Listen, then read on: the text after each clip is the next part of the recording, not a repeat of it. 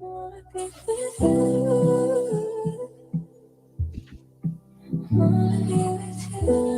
up, y'all? You know who it is. Your boy Jaded Kiss, you know what I mean? Right now with Chris John. Shout out to Camden, New Jersey, all my niggas out there. Let's get right into it. Yeah! BTBTV. Chris John, man. Yo, born, let's get him, man. Yeah. Right, never off plan. Used to get busy with them guns in my hand. 4 or 5 or a black 9 with a grand in my pocket and beef cool as a fan. BTBTV, we are not playing. Y'all just talk, we back it up and down. Sideways, F what y'all saying. We Kyrie and Kanye. This a boss talk, so you clowns should just fly away. Yeah. Hop on the bridge, throw your frame off the highway. This not a game, this is business, this my way. Real talk, your opinion is nothing to us. We gon' stay on chill, long as y'all don't violate. But it's not fair. We could be cool or your worst nightmare. We the best, I swear. And you could be my friend or enemy, I don't care. And you better beware. Cause we coming for the whole pie and we don't share. No, it just ain't fair. But we the best, I swear. We the best, I stay up in the mix. A project politics, my mood kinda sick. Name well known from the hood to the sticks. 100 on the highway, flying so fast, burn the gears when I shift. Some people kick dirt on your name, what shoes you gave them. Broke your back for them and they got the nerve to play you. Kick rap's door off, pushed and shove my way through. Bum rush the kitchen, put my floor up on the menu. The jealousy be hitting up in jokes.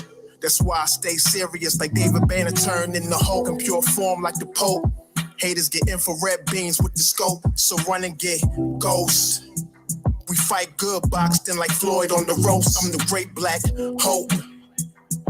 Man, we the team and they know it coast to coast and it just ain't fair.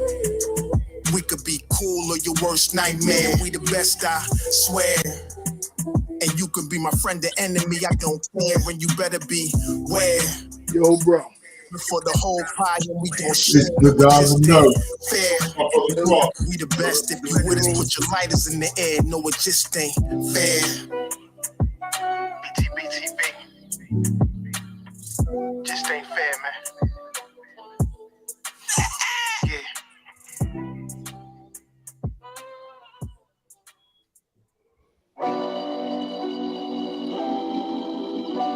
Now, good Jones, good peace to God.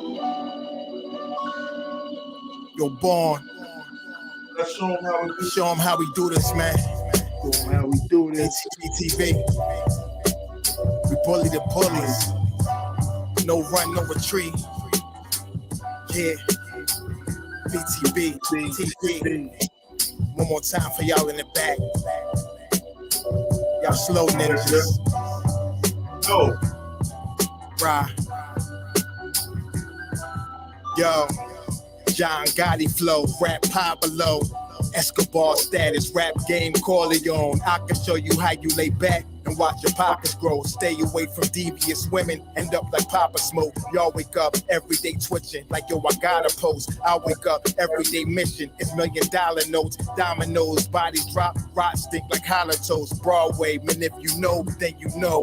I came for everything they said I couldn't have. Got that and then some, and then some. My ones on overload, say y'all overdose. Your rappers in the tight squeeze and that clutch like Cobra rope. The okie doke, we don't go for that. All she wrote, another tale from the street. Death and horror flow. The projects like a ghost try and haunt your soul. Another tale from the street. Homicide the folks who wanna play till them guns scream adios. Another tale from the street, Black Mafia. So Don Corleone mixed with Al Capone. Another tale from the street, like an opera show. These kids be acting to their life movie, curtain closed. Nowadays, your foes will plot you wearing Malcolm X hats, 666, the devil on his shoulder, won the death match. Reminiscing when more street ninjas was off the hook, chasing D's up off the block, trying to run and get the force, blood on pavement. He's 12 years old and he tough to play with. He don't go to playgrounds, that's his fiends who want their veins stick. We can't miss. We can hit the talk and put our hands behind our back, our eyes closed and half brainless. Them play with us. Another tale from the street, death and horror flow. The projects like a ghost try and haunt your soul. Another tale from the street, homicide the foe. Who wanna play till them guns scream adios. Another tale from the street, black mafia. So Don Corleone mixed with Al Capone. Another tale from the street like an opera show. These kids be acting till they like movie curtain close. Yeah, BTBTV. The movement, man. Movement, man. You're born. You're born, let's get 'em. Let's get 'em. Kaz, we up in here, man. Yo, peace to my little bro Cross. So check this out. Peace to my little bro Chris John. Salute to the chat. Peace to the guys and nurse. Peace to my queen, peace to my queen. Peace to my sis, my nephew Mecca. When she come up here, you know, I got Miss BTBTV in the building. Love you to life, baby girl. We're gonna do this. Yo, check this out. Now, I've been noticing, so I've been watching a lot of stuff on this, right? A lot of people saying that the fight didn't really happen on the backstage at the awards, right? But you know what I'm saying, son? I believe it happened. And they're covering up now because it's Jay Prince shit that's going on. Jay Prince, he's doing a lot of grimy shit. And he putting a lot of people in the mix, you know what I'm saying? So we're gonna have to dissect this shit. So since you wasn't here earlier, I want you to hear what Jay Prince was saying about Quavo.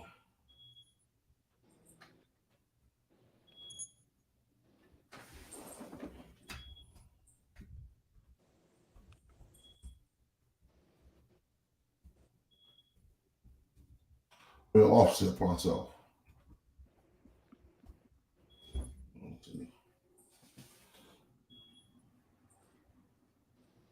Yeah, I think that fight took place too.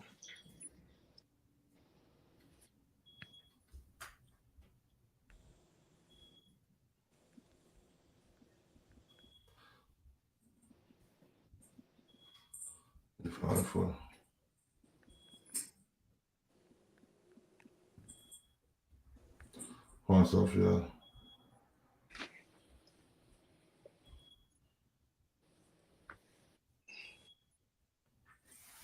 $1 million per game.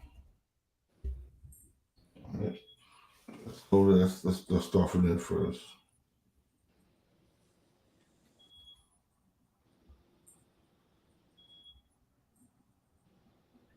Here we go.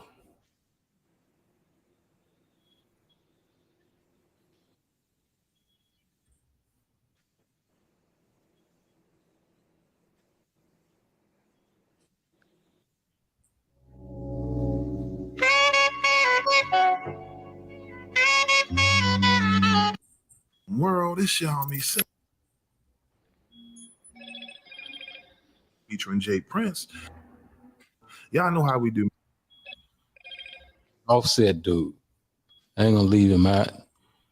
You know, I'm just real like this, you know, because, you know, be throwing rocks and hiding their hand, right? They be throwing rocks and hiding their hand. And I don't like them kind of individuals, you know, and the truth of the matter is, you know, one can dance and different things in front of these different cameras and all that. And when reality, the truth of the matter is, you know, you wasn't really right there with Takeoff when he was alive. You know what I mean? So for you to be taking these positions that you taking, you know what I mean? And I got people everywhere, so I hear all kinds of things. I'm gonna just say this to you. Don't never put me in no position where, you know, I have to defend myself. You know what I mean? That wouldn't be healthy for you. And, you know, I have to say that. I hate, but it's $1 million worth of game. You know what I mean? It's $1 million worth of game, and I'm gonna give it to him right on $1 million worth of game, because I ain't gonna throw rocks and hide my hand. I'm gonna just let it be known, you know, to him, because I hear what's being said. And it's all love after that. Peace. Hey, first off, y'all speaking on my real brother. I don't know what y'all got going on. You speaking on my real brother. How dare one of y'all even speak on me and Tate relationship? I don't know you from a can of. Y'all nigga don't know how me and my brother rock. You trying to clear your nigga? This your 5th interview. You done did about my brother. You ain't think about his mama. You ain't think about the family. We ain't said nothing. Ain't nobody said nothing but you. You man, who y'all nigga think y'all nigga is? John Guy. Ain't nobody going for none of that, bro. I ain't studying none of that y'all nigga talking about either. And if you heard something from me, I'ma tell you it's gonna come from me. Call my phone. Going off of he say, she say, then y'all supposed to be this is who y'all supposed to be. And y'all nigga on interviews and it out on an interview. Talking about I said this. Call my phone, homie. You call my phone, we'll have a conversation. They what I'm talking about, all that internet games. Well, let's talk about it, y'all. That was Respectfully, yo. Offset responding to Jay Prince, calling him out in yesterday's episode of $1 Million. Let's say that's now we'll jump off. We'll jump on this topic right here. I think Jay Prince is putting the battery in Quavo's back because Jay Prince said he spoke with Quavo. You know what I'm saying? He spoke with Quavo since it happened. I believe Jay Prince is putting a battery in Quavo back to keep them turned against each other. That's why that fight happened at the Grammys last night backstage. Right. Because that shit, too many people talking about it. That shit had to happen. When TMZ gets something, they don't put something that's true, yo. They're not get sued. They're a big platform, you know what I mean? Right. So, you know what I'm saying? Offset, he trying to clean it up because he don't want to embarrass his cousin. Right. But what I'm gonna say is Jay Prince was the one behind us all that time, yo. You think them boys just shot Offset? I mean, just shot Takeoff with nobody giving them permission? Right. Jay Prince said, "Nothing move without him." That's what he said, right? Right. He said that made up a game. Nothing moves without me. So if nothing moves without you, Jay Prince, you're responsible for them boys for that shooting. That's how I see it. Yeah. You're responsible for that shooting. If nothing moves without you, you're responsible for that shooting. And he clearly just threatened. He just threatened Offset just now subliminally. Yeah, he threatened him. He definitely threatened Offset right now. Yeah, that was a warning shot he just sent. So I mean, somebody with his status, I wouldn't understand coming on the computer and saying anything. You know what I'm saying? I wouldn't understand coming on the computer talking about this situation at all in front of the people, man. I would just stay silent and just let whatever be. I think he making himself look bad speaking on this situation like that. In fact. And definitely on no $1 million. I mean, you're gonna go on one of the biggest platforms and talk about a situation. You already know you in hot water, man. You know what I mean? It really, I don't think it matters who he talked to. He in hot water with the people. You know what I'm saying? I mean, people pretty much want him dead. So I think it'd have been best for him to just stay silent, just stay on the low. Yeah, man. But what I'm saying about this is, they already said it, bro. They already settled it. They know he had something to do. He said, he admitted giving the boy the gun. Oh, he did? Damn. He meant to the boy get a gun from his family. You know what I'm saying? Yeah. Our family go give you a gun, they gonna go get you. Damn. That's what he said. He gave boy the gun that shot Takeoff. No, boy, the gun Takeoff from cousin, Miko Bands. Okay. That's Takeoff brother. Miko Bands is Takeoff brother. Okay. Yeah.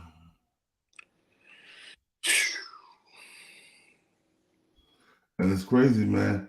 And nobody's saying nothing about it. People talking about it, but there's a lot of people that's giving these niggas the benefit of the doubt. I can get a nigga the benefit of the doubt. Nah. I can't either.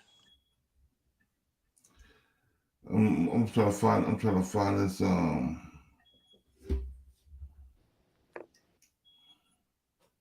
Yeah, and if I was Gilly and Wilder, I wouldn't have let it. I would have stayed out of that situation. You know what I'm saying?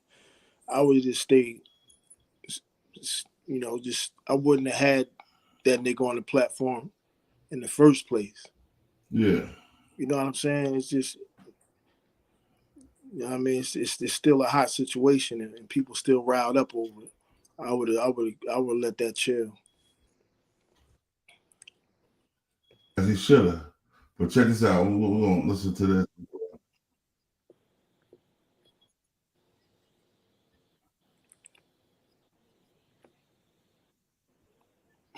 You're new here, please like, comment, subscribe, and 100. Thing to me is this clown that came here. I wish he wouldn't have never came. Y'all have 7 pieces of God. I wish he wouldn't have never brought this into Houston, because he can't think. You know what I mean? This whole root of everything happening is from his action. And to be frank, honest about the situation, I wish that bullet would have hit him instead of Takeoff, because he was the one that deserved that. You know what I mean? Wow. Takeoff didn't deserve that. You know, so that's the worst thing that I could think of, because if he don't make that move, then the night is everybody's still here and live to see another day, and you know what I mean? It's bubbly and lovey-dovey. Right. You know. All right, so yeah, he talking about the nigga that was with Quavo. The A&R. Yeah, so Wack, check it out. Oh, is that his brother? Is that Quavo brother? No, he the A&R for Honcho Records, but he definitely was Quavo. But check it out. They say the police say the bullets went into the bowling alley that Willie Bland had. Right, and it sounds like, based off what Jay Prince is saying, he's saying that Willie Bland probably tried to shot first, so and that's what started all of it. And his dude Patrick shot back. He's a rat. No, he swung first. He definitely is telling in the paperwork. He's telling. Listen. If Jay Prince Willie shot first, and the paperwork ain't stipulating that, he telling. He definitely telling. That's where I'm coming. That's where I've been trying to get this to the whole time. Jay Prince is telling. If that is saying Willie Blunt, his brother, because of his son, or somebody told him that was there. Listen, any assistance from the streets to law enforcement is telling. I don't give who you are. Nah, the car wasn't white. It was red. You telling. If it says in there that WAC 100 identified the car as being red, I'm telling. This is just what it is. So if that paperwork doesn't say that Willie shot first and then Patrick returned fire, and that's how Takeoff was killed. If that paperwork don't say that, and that's Jay Prince narrating, that's not even narrating. That's Jay Prince saying, I'm telling y'all, Willie Bland's the one shot first and then Patrick returned fire. If those are his words, and no investigator has put that in a police report, he telling them. Yeah, that's where I'm telling you. That is where I was getting around this whole thing to. He is telling, and if not, his son's in there telling. All we want to see is what's being said in the work versus what he voluntarily saying. That's it. That's all we want to see. See, so he killing himself though by talking. See, because this what's going on, world, that y'all listening. See, motherfuckers be mad at me because I call it how I see it. But this what I know. Let that be whack. Adding to some shit that ain't in the paperwork. You motherfuckers have crucified me. So I'm going to remain to be the crucifier, a.k.a. Lucifer, without the biblical motherfucking bullshit tied to it. I got the tail, the horns, and the motherfucking dragon breath. We flaming shit up over here. So yeah, I'm going to get involved. I'm going to get involved because little Doodle Dot chose to go to $1 million worth of game again. Little Doodle Dot chose to go to $1 million worth of game when nobody on Quavo and them side is doing interviews. They ain't saying shit. He hollering his names that ain't said nothing. He hollering his names. Y'all ain't got a motherfucking thing to say about Lil Doodle Dot, aka Lil J Rent or Big J Rent, aka Squarehead Sherman. Y'all ain't got nothing to say about this nigga running around like fucking Offset said, right? What about this man's family? You keeping this shit going, nigga. Ain't nobody said nothing. You running around on the motherfucking world tour doing interviews, clout chasing. You say you ain't this, you say you ain't that. You clout chasing.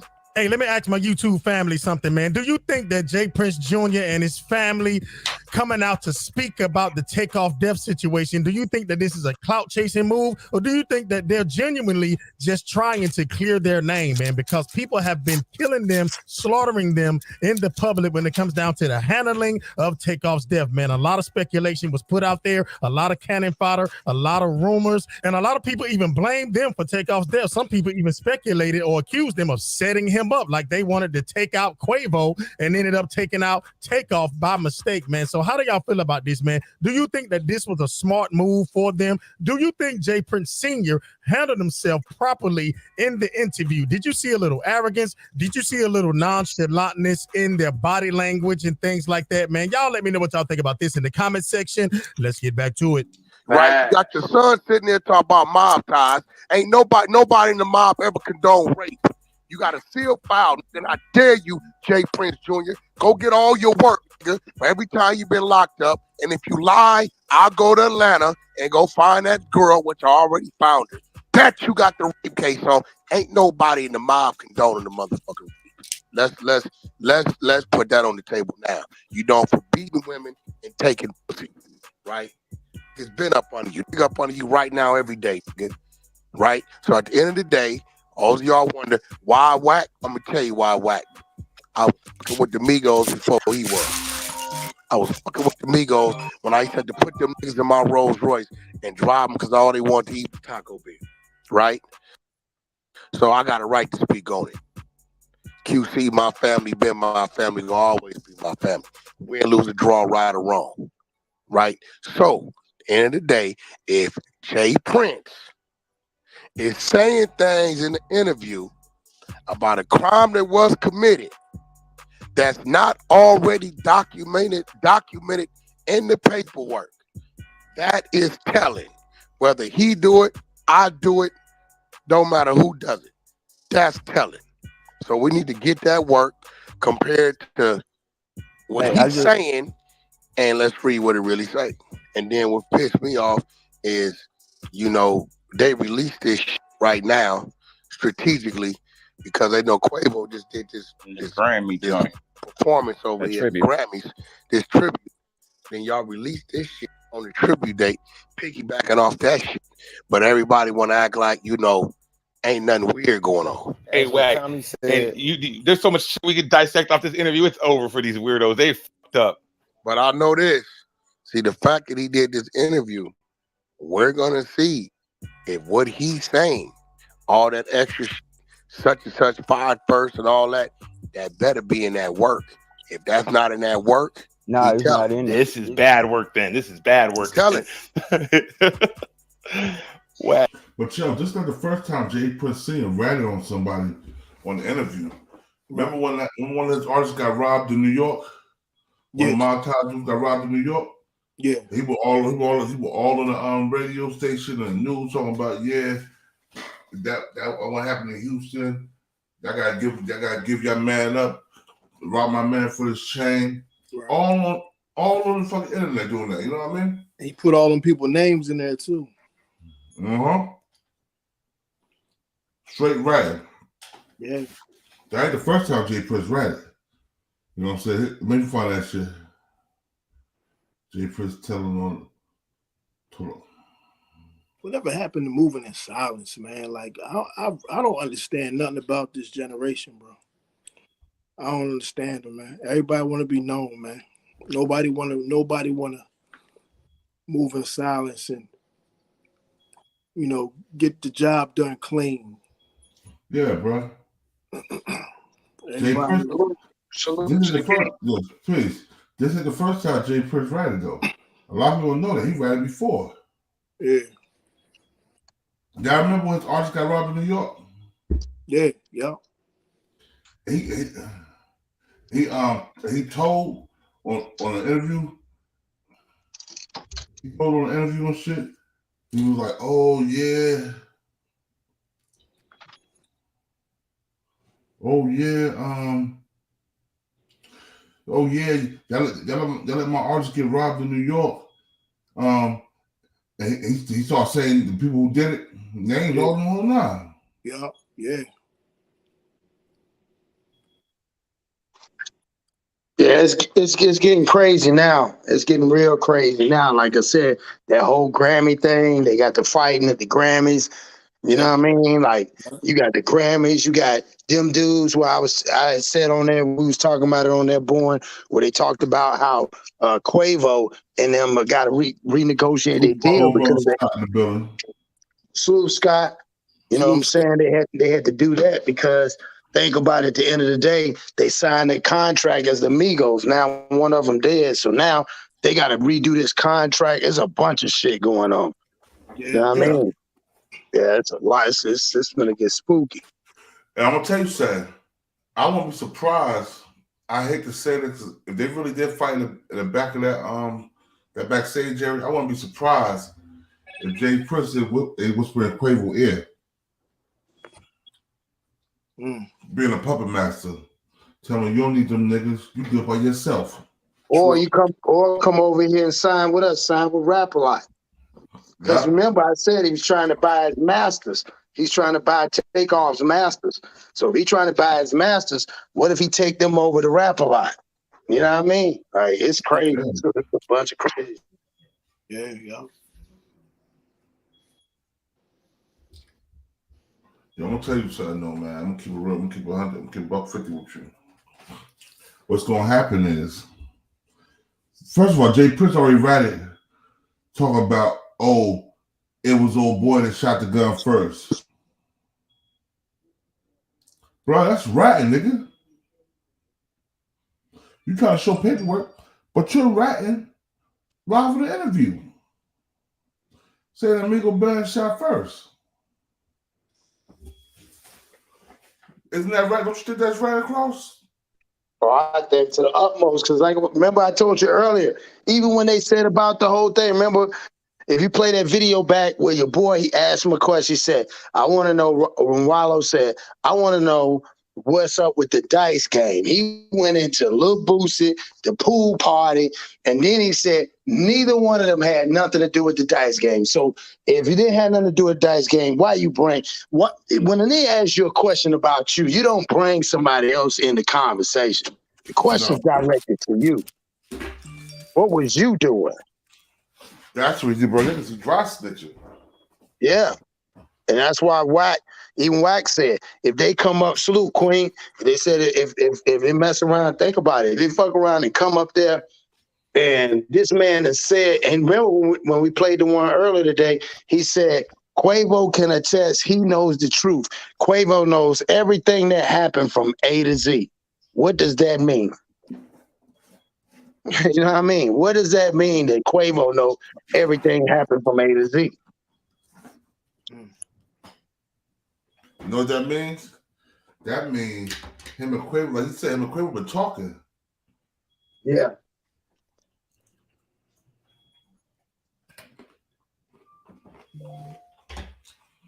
I mean, him and Quavo been talking. I keep calling people everybody else name.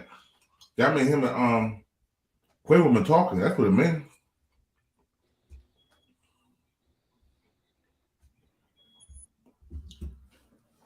And know what else it means?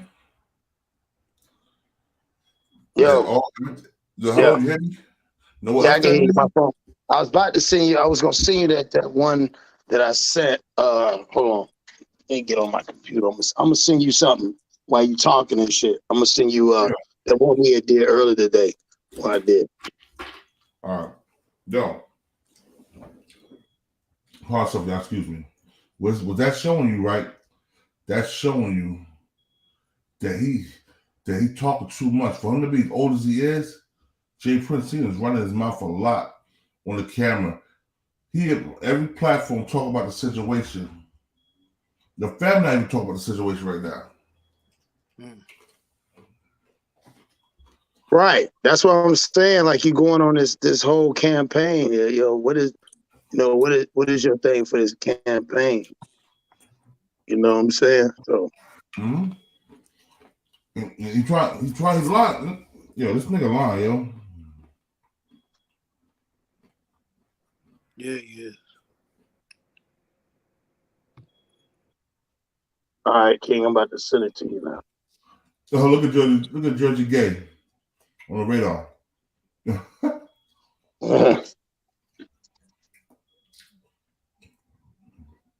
Prince has the police in the pocket. Yeah, just like so. You on wax APR done out here. What? What? Yo, but you know what? I ain't gonna argue with no dirty niggas. That nigga said. That nigga said.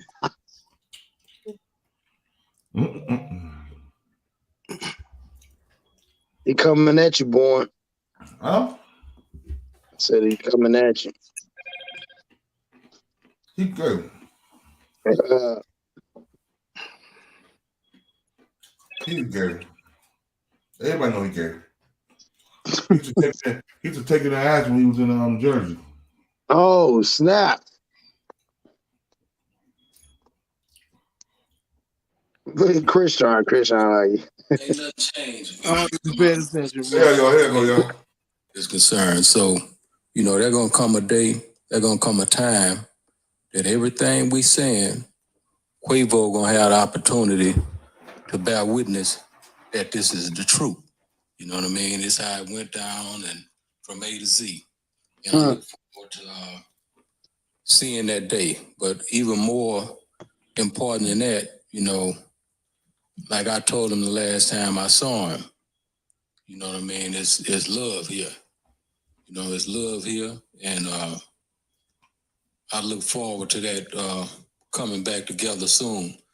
That's crazy. It's Offset, dude. I ain't gonna leave him out.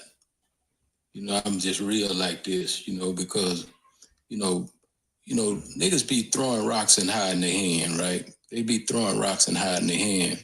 And I don't like them kind of individuals. You know, and the truth of the matter is, you know, one can dance and different things in front of these different cameras and all that.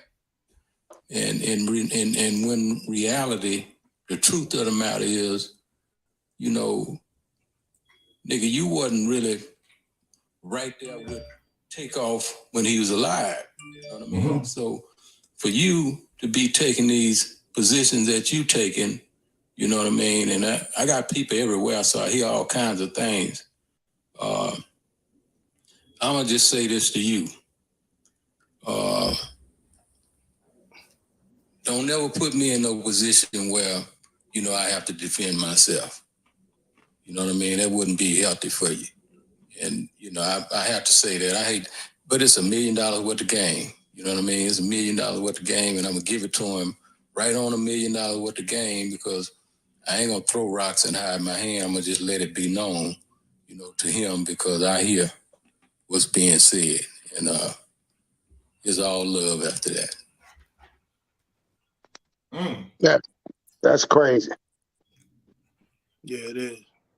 You know what I'm saying? You talking about this man Peoples, like say you don't like his Peoples. That's his cousin. Said he wasn't there. I mean, how you gonna talk about this man? Talk about he wasn't there. He was at the funeral. You wasn't though. Yeah.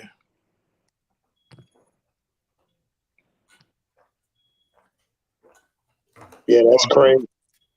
Yeah. I'm gonna tell you, right? It's gonna happen. Everything that's being talked about will come to fruition because first of all, he's lying. His son is lying. his nephews up there lying. All them niggas was lying on the platform. All of them. You know what happened? They get caught on lies with that paperwork. First of all, he said that boy shot first. Everybody else said the Prince's people shot first. And no boy returned fire. Now, second of all, you put everybody that's in your clique under pressure because now you're saying they gave a boy the gun. Why would we give him a gun and we was gonna try to rob him? You heard when he said that? Yeah. He said, why would we give him a gun? We're gonna try to rob him.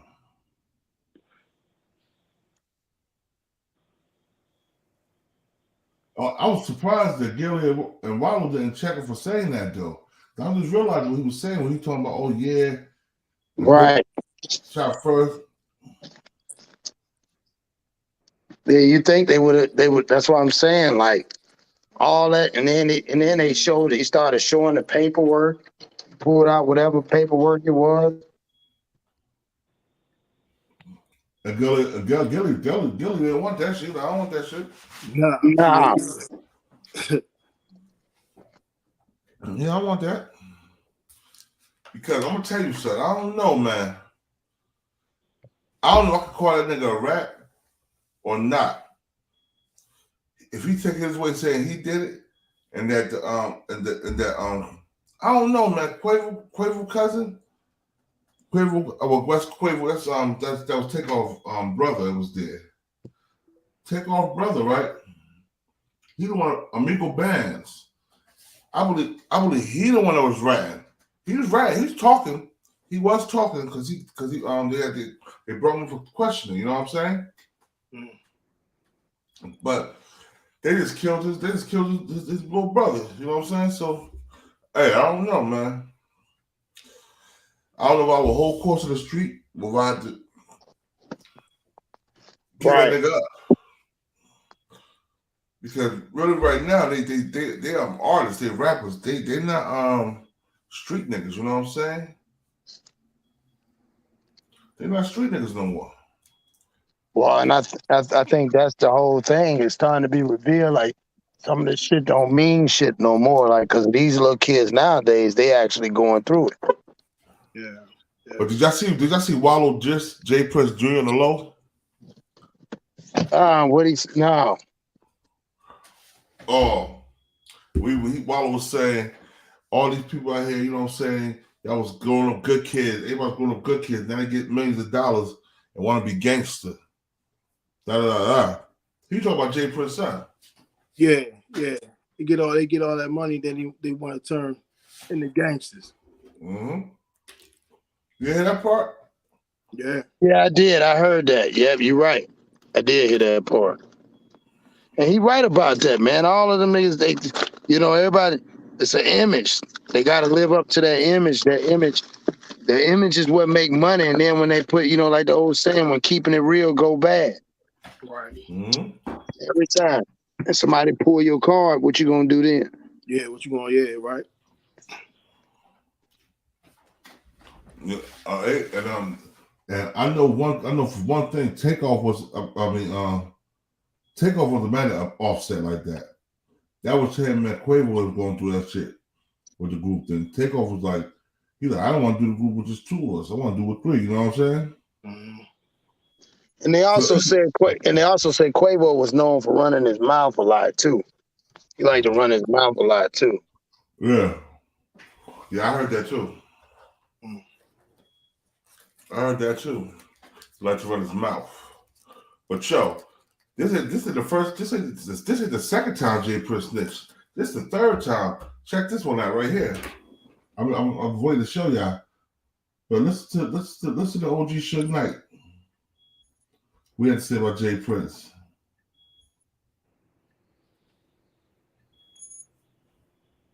So customize and save with Liberty Mutual.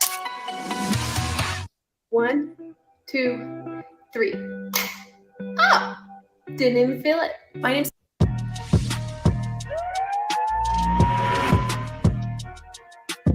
This call is being recorded. What did Lil Tay do? He was caught selling dope and he never went to prison. If you get a guy that constantly getting in trouble and never gonna come to prison, that's because he's an informant, he's a rat, a snitch.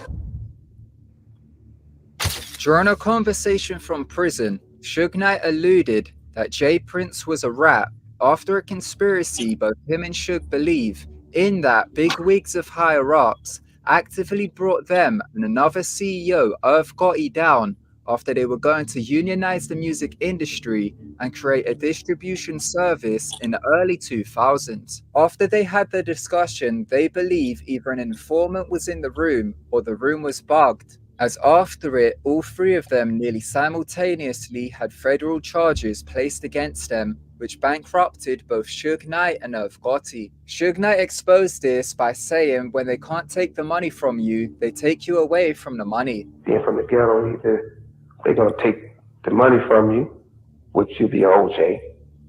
If they can't take the money from you, they take you from the money. During this, he also claimed this is what they done to OJ Simpson. In this video, we're going to take a look into this and how Suge Knight, in a recent conversation from prison, alluded that Jay Prince may have been snitching for not going to jail when it all went down.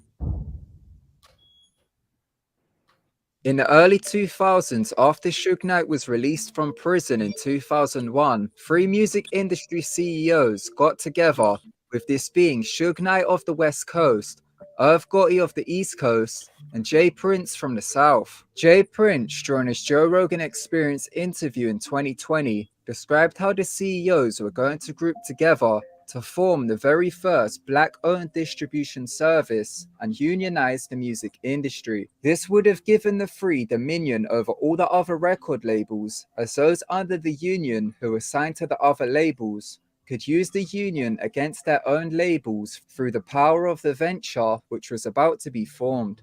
With the distribution service, this would have given them control over the narrative, as they would have been the ones greenlighting the music for distribution. So everybody in that group got where most of the money is within the music industry, which would have made all three of them billionaires. Therefore, this venture would have made the three CEOs extremely powerful, and they would have taken a huge portion of the music market, and along with this, they would have controlled the narrative of popular culture due to the distribution aspect. All three of the CEOs believed the room was either bugged or somebody in the room was an informant, as right after the plans were discussed, all three were almost simultaneously brought up on charges. Suge Knight's charges came from the LAPD, which landed him back in jail, Irv Gotti with the FBI, which bankrupted his company with years of a federal trial, and Jay Prince with the DEA, who had a contract out on his life. Suge Knight and the offices of his record label were raided by the LAPD in November of 2002 for murder charges, which occurred just shortly after the discussion. Suge Knight's home and offices were raided, and several of his artists and employees were arrested, which temporarily brought a cease to his operations. Soon after, Suge Knight was sent back to prison in 2003. In the early 2000s, Irv Gotti was breaking records within the music industry,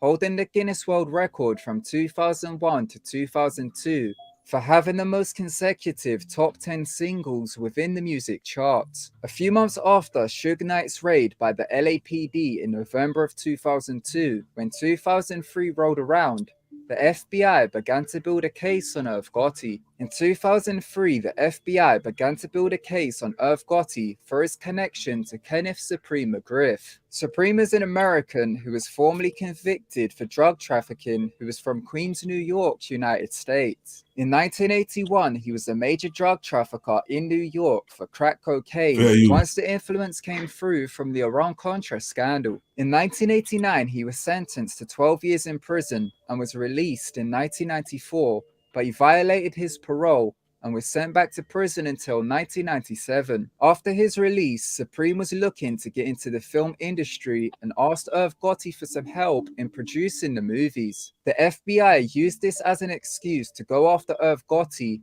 A very short while after Suge Knight's offices were raided, Irv Gotti's Manhattan offices of Murder Inc. were raided, including other places. Irv Gotti and his brother Chris were charged with money laundering and they had faced a sentence of 20 years in prison for financial transactions to Supreme for the production of a movie. Over the next 2 years, Murder Inc. had gone from a record-breaking company to not only losing all of its artists, but also being bankrupted as US intelligence and the justice system dragged Irv Gotti through legal cases to bring a cease to his operation and collapse his company. Irv Gotti was unable to do any business at all, as all financial transactions would have been seen as becoming his co-defendant, so he could no longer partake in commerce or business. On December 2nd, 2005, after bringing his company to financial ruin, he and his brother were acquitted of all charges. As for the case of Jay Prince, it was the DEA who was sent after him.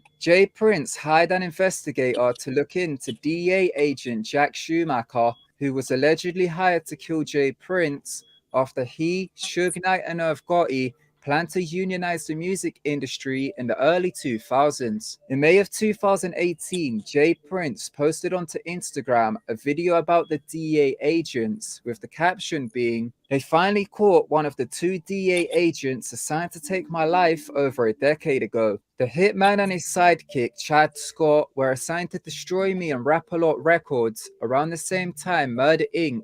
and Death Row was being attacked by law enforcement agencies," unquote. Jay Prince's investigation led him to find that the DEA agent who was assigned to kill him had publicly murdered 8 people in the past before even being promoted to become a DEA agent. In 2018, Chad Scott was convicted by a federal jury on 7 counts.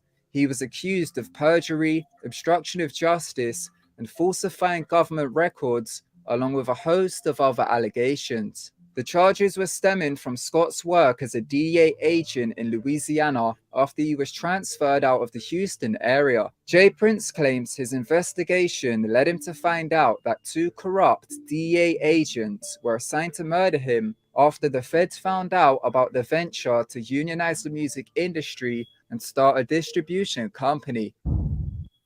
This mistake is costing Amazon Prime shoppers big. Are you still using Prime?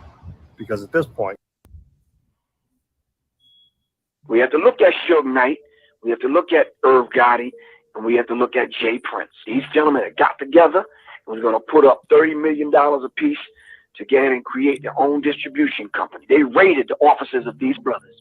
The 3 had each put up $30 million to unionize record labels and go into competition through distribution against the Big Four and their subsidiaries. The Big Four are Warner Music Group, EMI, Universal, and Sony. They control and own 85% of the music industry. Warner Music Group was formed in 1991 from Time Warner. Time Warner was formed from a merger between Time Inc. and Warner Communications in 1989. Time Inc.'s senior executive was once General Charles Douglas Jackson, who was actually a mediator for information between the CIA and the Pentagon. He was a United States government propagandist who was an expert in psychological warfare who used the techniques throughout Time magazine. This means through the merger, Warner Music Group has or had connections to this company since 1989, with it being Time Inc., who once had their senior executive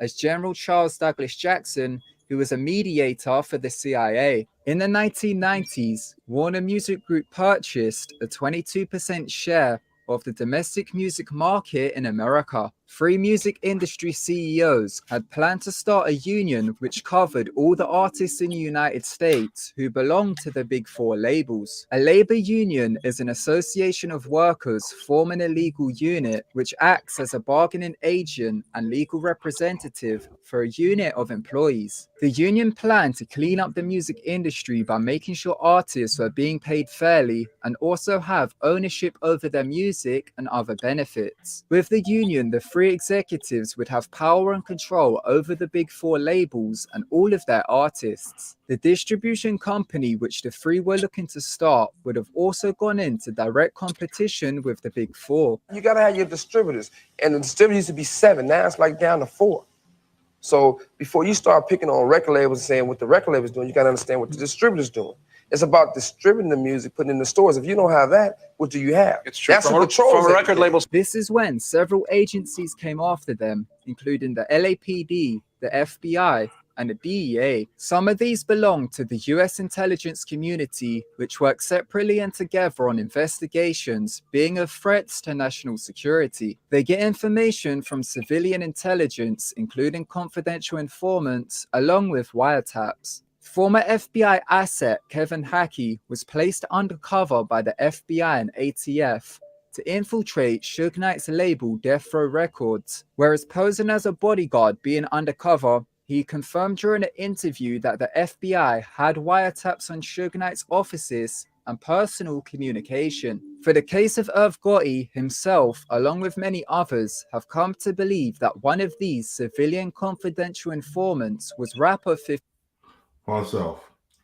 Hey, 5 months of bail, New York Beach 360. You can't be blocked because you got a wrench, bro.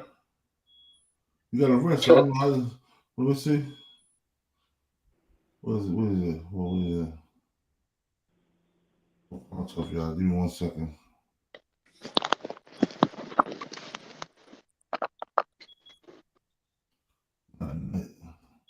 Now you got blocked. You got a wrench.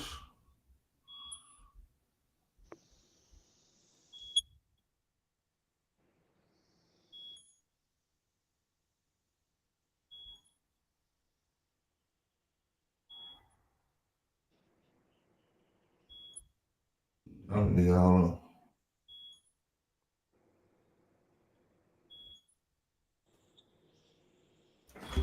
Hold on. Yeah, man. What y'all think of that?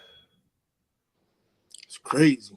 Yeah, that is crazy, dog. Like I said, you know, like we were saying before, and even Josh said before, like I said, you want to find out where the money had followed the contract. Mm-hmm. Contracts, that money, this was telling them everything.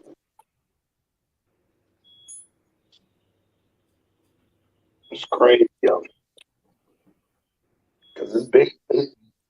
It's bigger than Quavo and them. I don't know what the whole thing is. I don't know if it's like that he want to be shining more than 50.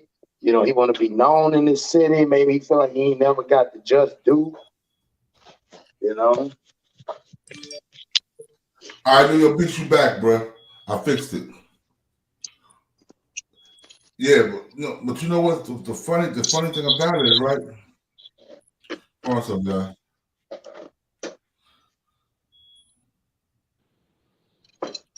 Yeah, but you know what? So what you think about that, Christian? What? About how you know, with the whole thing, you think it's so? Where you think the hate? I mean, we all know it was some money involved. Somebody put some money on somebody's head, bro. Oh yeah. I think we all came to the conclusion that it's some dirty business going on between them. Somebody put a hit on them. So I know how you in the industry. So you be in a situation, you in a group, something happened. Do you think they pressure your boy Quavo like, yo, you need to go ahead and re-sign this deal? You know what I mean? Yeah. Oh yeah. Yeah. Well, we talking about one of the dirtiest, crooked businesses in the world. Right. You know what I'm saying? And you know what I mean? Even to how they be splitting groups up just in general. You know what I'm saying? It's always that one nigga that's going to be willing to sacrifice anything to get to that place that they trying to get to. Damn. You know what I'm saying? You know, it's been happening since forever. So it ain't like the NBA where if you're a free agent, everybody wants you. Say you become a free agent, you're a moving target. Right, exactly. Hey yo, y'all check this out too. They about to talk about 50. Now listen what this said. Hold up. 50 Cent. 50 Cent, who was also from New York, was connected to Supreme McGriff through a shooting where 50 Cent was shot 9 times. Paperwork revealed by law enforcement later claimed that law enforcement believes Supreme McGriff set up the shooting of 50 Cent back in the year of 2000, which was orchestrated through pager messages with Irv Gotti's employees from Murder Inc. Irv Gotti believes that officials approached 50 Cent after the shooting and he cooked up fabricated stories about Murder Inc. and Supreme to help the FBI build a case against him. As the prosecution presented its case, they seemed obsessed with having the attempted murder of 50 Cent allowed into evidence. After 2 days of tense deliberations and sidebars, Judge Edward Corman ruled the jury would not hear about the shooting or how it tied into the charges of money laundering against Irv and Chris. All three of the CEOs believed they were targeted by an operation which was used against them to bring the venture to a standstill. Feds hit all of us at the same time, which I don't think was a coincidence. In a 2021 conversation from prison, Suge Knight spoke on the case of Jay Prince. There was any illegal activities going on. When they came with him, his best friend, who he do business with, ended up doing 20 years. If you go to prison for something and the person hanging with you doing the same thing with you, they're supposed to go too, right? While speaking from prison in 2021, Suge Knight spoke on the case of Jay Prince, speaking on how Jay Prince's business partner got charged with 20 years for a drug case, while Jay Prince never went to prison. They destroyed and dismantled Murder Inc. You know, they done Suge pretty bad, and I was the last one standing. In an older prison interview, Suge Knight claimed that people who get caught and don't go to prison are snitches. This alludes that Suge Knight was making claims of Jay Prince of being a snitch from avoiding jail time. In this video, we took a look into the case of Suge Knight, Jay Prince, and Irv Gotti, who each put up. So let me ask you a question. Do y'all think that Jay Prince lined all the niggas up for the feds? Yeah, I mean, you got to think about it. You know what I'm saying? He seemed like he practiced that art of war, dog. You know what I'm saying? Where you don't bring no knife to no gunfight. And he like, shit, I play dirty. You know what I'm saying? Because he the last one standing. Unless he the most luckiest person in the world. Right. He had a lot of cases put against him too. Man, that nigga got lucky rabbit's feet. He got all types of shit going on. All type of luck on him. Damn, you around the most gangsters, the most killers, and you ain't never get you. He said, luckily they came in me last. I wonder why they came to you last. You the one with your own record company, but they came to you last. Damn. That makes no sense. Yeah, you would think they come to you first. You got more money. You got right. You got ain't that time? Didn't he still have more money than Death Row, didn't he? Oh yeah. Oh, no. Definitely had more money. Definitely had money than Jay. More money than Rap-A-Lot record, man. You think so at that time? Still yes, he did. Yeah, bro. I think Jay Prince had more money. Yeah, I think Nah. Hold on, one second. Here we go. I'm back again with another video. Today we got Offset responding to Jay Prince, calling him out in his recent $1 million worth of game interview. That's right, y'all. For those who missed it yesterday, in the latest episode of $1 Million Worth of Game featuring Jay Prince decided to call out Offset. So y'all know how we do, man. Let's check out these clips so y'all can hear what was said, and then I'll catch y'all afterwards with my commentary. So that being said, let's get right to it. Offset, dude. I ain't gonna leave him out. You know, I'm just real like this, you know, because, you know, he said I'm real like this. They be throwing rocks and hiding their hand, right? They be throwing rocks and hiding their hand. And I don't like them kind of individuals, you know, and the truth of the matter is, you know, one can dance and different things in front of these different cameras and all that. And when reality, the truth of the matter is, you know, you wasn't really right there with Takeoff when he was alive. You know what I mean? So for you to be taking these positions that you taking, you know what I mean? And I got people everywhere, so I hear all kinds of things. I'm gonna just say this to you. Don't never put me in no position where, you know, I have to defend myself. You know what I mean? That wouldn't be healthy for you. And, you know, I have to say that. I hate, but it's $1 million worth of game. You know what I mean? It's $1 million worth of game, and I'm gonna give it to him. All right, now hold on. Now check this out. Check Mike Prince with the fake tears. I found. Here we go, y'all. Right here. Mike Prince, I'm gonna ask you a question. you was there, and you know a lot of people seen you trying to de-escalate the situation, and then things just went left. What happened, Mike? Well, it really wasn't a situation to de-escalate because it really wasn't. It wasn't there.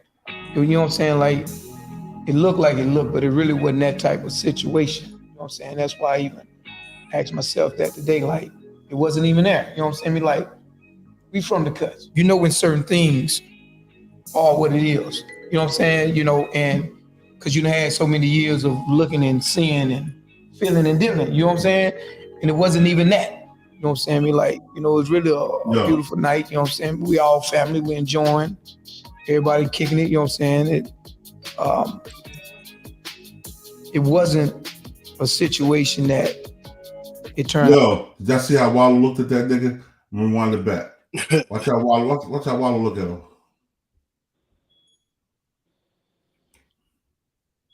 A beautiful night, you know what I'm saying? We all family, we enjoying. Everybody kicking it, you know what I'm saying? It wasn't a situation that it turned out to be. You know what I'm saying? So, you know, me saying I'm de-escalating, I'm basically just the bad PR person. feeling and dealing, you know what I'm saying? And it wasn't even that. So You Wallow. know what I'm saying? I mean, like, you know, it's really a night, you know, we all family, we enjoying. Everybody kicking it, you know what I'm saying?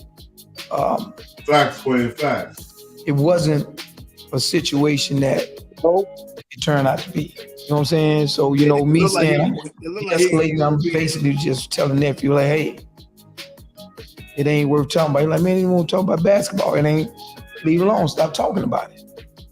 Period. Like, stop talking about basketball. You don't want to talk about basketball. Stop. It wasn't about no dice game. You know what I'm saying? It wasn't about no gambling. It wasn't about none of the things that the media and all these, you know, we call the media whores, just trying to capitalize and draw a story that wasn't there. Because we had already been outside a period of time before that other conversation started. You know what I'm saying? Me, the homies, you know, everybody went outside to smoke.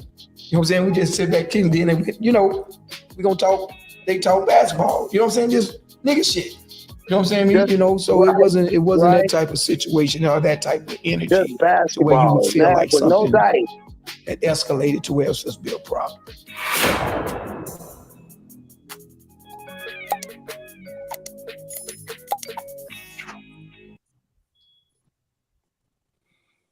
No one in association or affiliation with us move with disrespect. You know what I'm saying? Me, so we.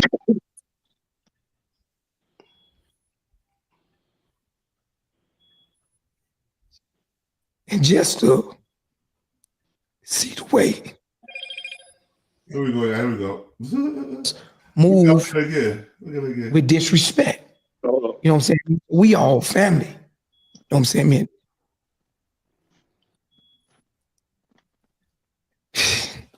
And just to see the way that my family is being not real. You know what I'm saying? Behind someone that we care about and love also as brothers. That's the disrespect.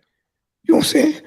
That's why I want to enlighten the world, let them know y'all got it messed up. You know what I'm saying? Because we messed up about this too. You know what I'm saying, me? And all respect to take all the family. Hold it together, boy. Hold that shit together, man. You know what I'm saying? So it's like 1 hour was took that night. You know what I'm saying, man? Like, bro say, behind this clown, man, we don't move like that. You know what I'm saying? I mean, when we say move, we move. When one leg move that way, the other leg gonna move that way. We don't have no out of bounds clown shit going on in our family. I'm just speaking on it because they keep attaching it to your name, your brand, and what y'all build. Keep talking about dice game, whether it's in this situation, whether it's in this Duke the Jeweler situation. About basketball. People keep speaking in that. And to Duke the Jeweler, rest in peace to him and condolences to his family. I don't know the brother, but I know he came down here. Yeah. Things transpired. I don't have no knowledge of it, but they keep talking about this dice game type shit. Yeah. Can you elaborate? Can y'all elaborate on Dice Game when it's tied to y'all? I know people were associating me with that Duke the Jeweler situation because I went to Labusi pool party and he happened to be there and he happened to be standing on me. I mean, right next to me. The truth is, I never met him before. I had no idea who he is. I didn't even know he was a jeweler until after his passing. And then the night of that game isn't the night that he got killed. He got killed leaving Boosie concert the next night because somebody tried to rob him. Yeah. So, you know, the internet Hey, play can you go internet back games. to the pause But this is a moment? situation with a dude All right. that I didn't even know. Go I to the didn't know his pause name. How do y'all? I know people were associating me with that Duke the Jeweler situation because I went to Labusi pool party and he happened to be there and he happened to be standing on me. I mean, right next to me. The truth is, I never met him before. I had no idea who he is. I didn't even know he was a jeweler until after his passing. And then the night of that game isn't the night that he got killed. He got killed leaving Boosie concert the next night because somebody tried to rob him. So, you know, the internet play internet games. But this is a situation with a dude that I didn't even know. I ain't know his name.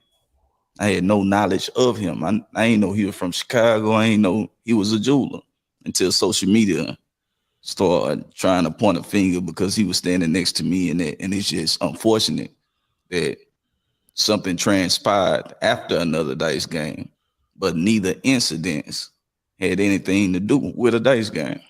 All right, here we go, y'all. I'm about to. Whack 100 has some pretty strong words to say about Jay. Hold on, y'all. Let me show y'all this right here. Now, watch how Jay Prince Jr. go on that Migos Bands. He talking filthy to him. Got some heat because we understand that what goes on, right? But now you got this clown, you know, and I don't know how it ended up in his hand, you know, but it ended up in his hand. This clown is saying somebody want to rob him that gave him a gun.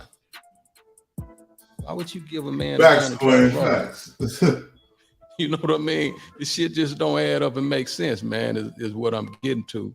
And I'm just trying to get people bigger damn fool this dude here is, and now he ratting all over the place and ran back. He ran. Bus shots and ran to the airport and ran his ass back immediately. You know what I mean? He didn't care nothing about the homie take off. As soon as he done that, he went straight to the airport. So Jay Prince is really trying to come for folks out here. Jay Prince, sheesh, bro. He is saying that Migo Bands told. Now, let me do a disclaimer. The words that I'm repeating or playing are not the words of the I Smoke Hip Hop Live platform. They are not the words of DJ Bless One at all. Let's get that part out the way. Now, Migo Band's name got thrown under the bus by Jay Prince as an alleged rat. I'm not going to get into that right now, but we'll talk about what Jay Prince said. Remember, not our words. We don't throw that jacket on nobody with no proof or nothing. But Jay Prince is out here claiming that he put paperwork, you know, and I seen people did it before, whatever, but I don't know. Did he said who killed? And according to Jay Prince, he's saying that this exactly best one. Now I need y'all to go follow my back on topic. Now Jay Prince had a lot of words for Migo Band. Y'all know I once coined Migo. Y'all know I once coined as far as making sure the homies came home, but according to Jay Prince, he calls him a clown for it, and he goes deep on the situation, and I guess he's gonna stand on it and how he feels. So let's get to that part to Jay Prince. You know what I mean? Toe ass home. But I'm gonna leave you with all this paperwork. Look at it later on. Charge from Jazz Prince, who was hosting the group, including Willie. $1 million. Still think that it takes money to make money? Bullshit. That's just what rich people want you to believe so that they... Now, before we get to it, I wanted to tell you guys one more thing. The words that you're hearing do not represent us at all. big man is gonna tell y'all what's going on out here. Brace, and that's on y'all. But I can't hide it from them. I want them to know. And I know y'all them kind of people, so let them know. They Prince He writing believed on it was the probably Cameron Joshua shooting at him. So he began shooting at Cameron Joshua.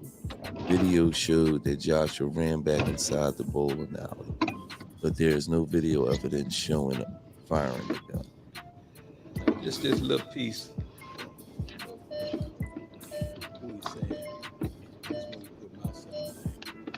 From right here, a large black male with the victim's group later identified as Willie Bland is seen either striking or... No. Let's go to Paul where he say who gave him a gun and all that. Willie Bland further stated he initially obtained the gun that he discharged from Jazz Prince, who was hosting the group, including Willie Takeoff and Quavo, while they visited Houston. Willie stated that he had asked Jazz for a gun, and Jazz provided him with one that was in the truck. Now listen at that. Now, Quavo, as I stated, is Jazz's brother. So of course, Jazz don't mind making shit, but it end up in his hand. This clown is saying somebody want to rob him that gave him a gun. Why would you give a man a gun and try to rob him? You know what I mean? This shit just don't add up and make sense, man, is what I'm getting to. And I'm just trying to get people to realize how big a damn fool this dude here is. And now he ratting all over the place and ran back and, bust shots and ran to the airport and ran his ass back immediately. You know what I mean? He didn't care nothing about the homie take off. As soon as he done that, he went straight to the airport and tore ass home. But I'm gonna leave you with all this paper. I don't know, man. Y'all telling me how y'all feel about this situation, because Top Dog CEO, head honcho Jay Prince feel adamant that Migo Band switched out and told on the situation and Yo, Jay Prince is doing a lot of telling himself though. Jay Prince is talking too much, bro. To be a street nigga, be a gangster, he's talking a lot, yo. Real talk. He's telling too much. Jay Prince he the one that's writing. He said Migo Band shot first. Y'all heard that, right? Yeah. He said they left over paperwork. Paperwork party. Oh, he said Migo Band shot first. That's what I'm not understanding. You a street nigga, and you telling another street nigga talking about he shot first. Come on, man. Where they do that at? Yeah, that's crazy. That's nuts. And then you threw your son in the bus too, because you said your son, you admit your son gave him the gun. Your son got a record. He ain't supposed to have no firearms. Nah. All this shit.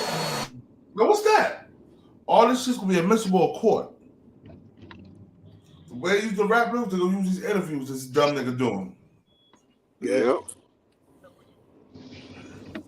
They're gonna use that interview on him. Watch my words. I'm not playing, bro. They're gonna rape him with that interview, yo.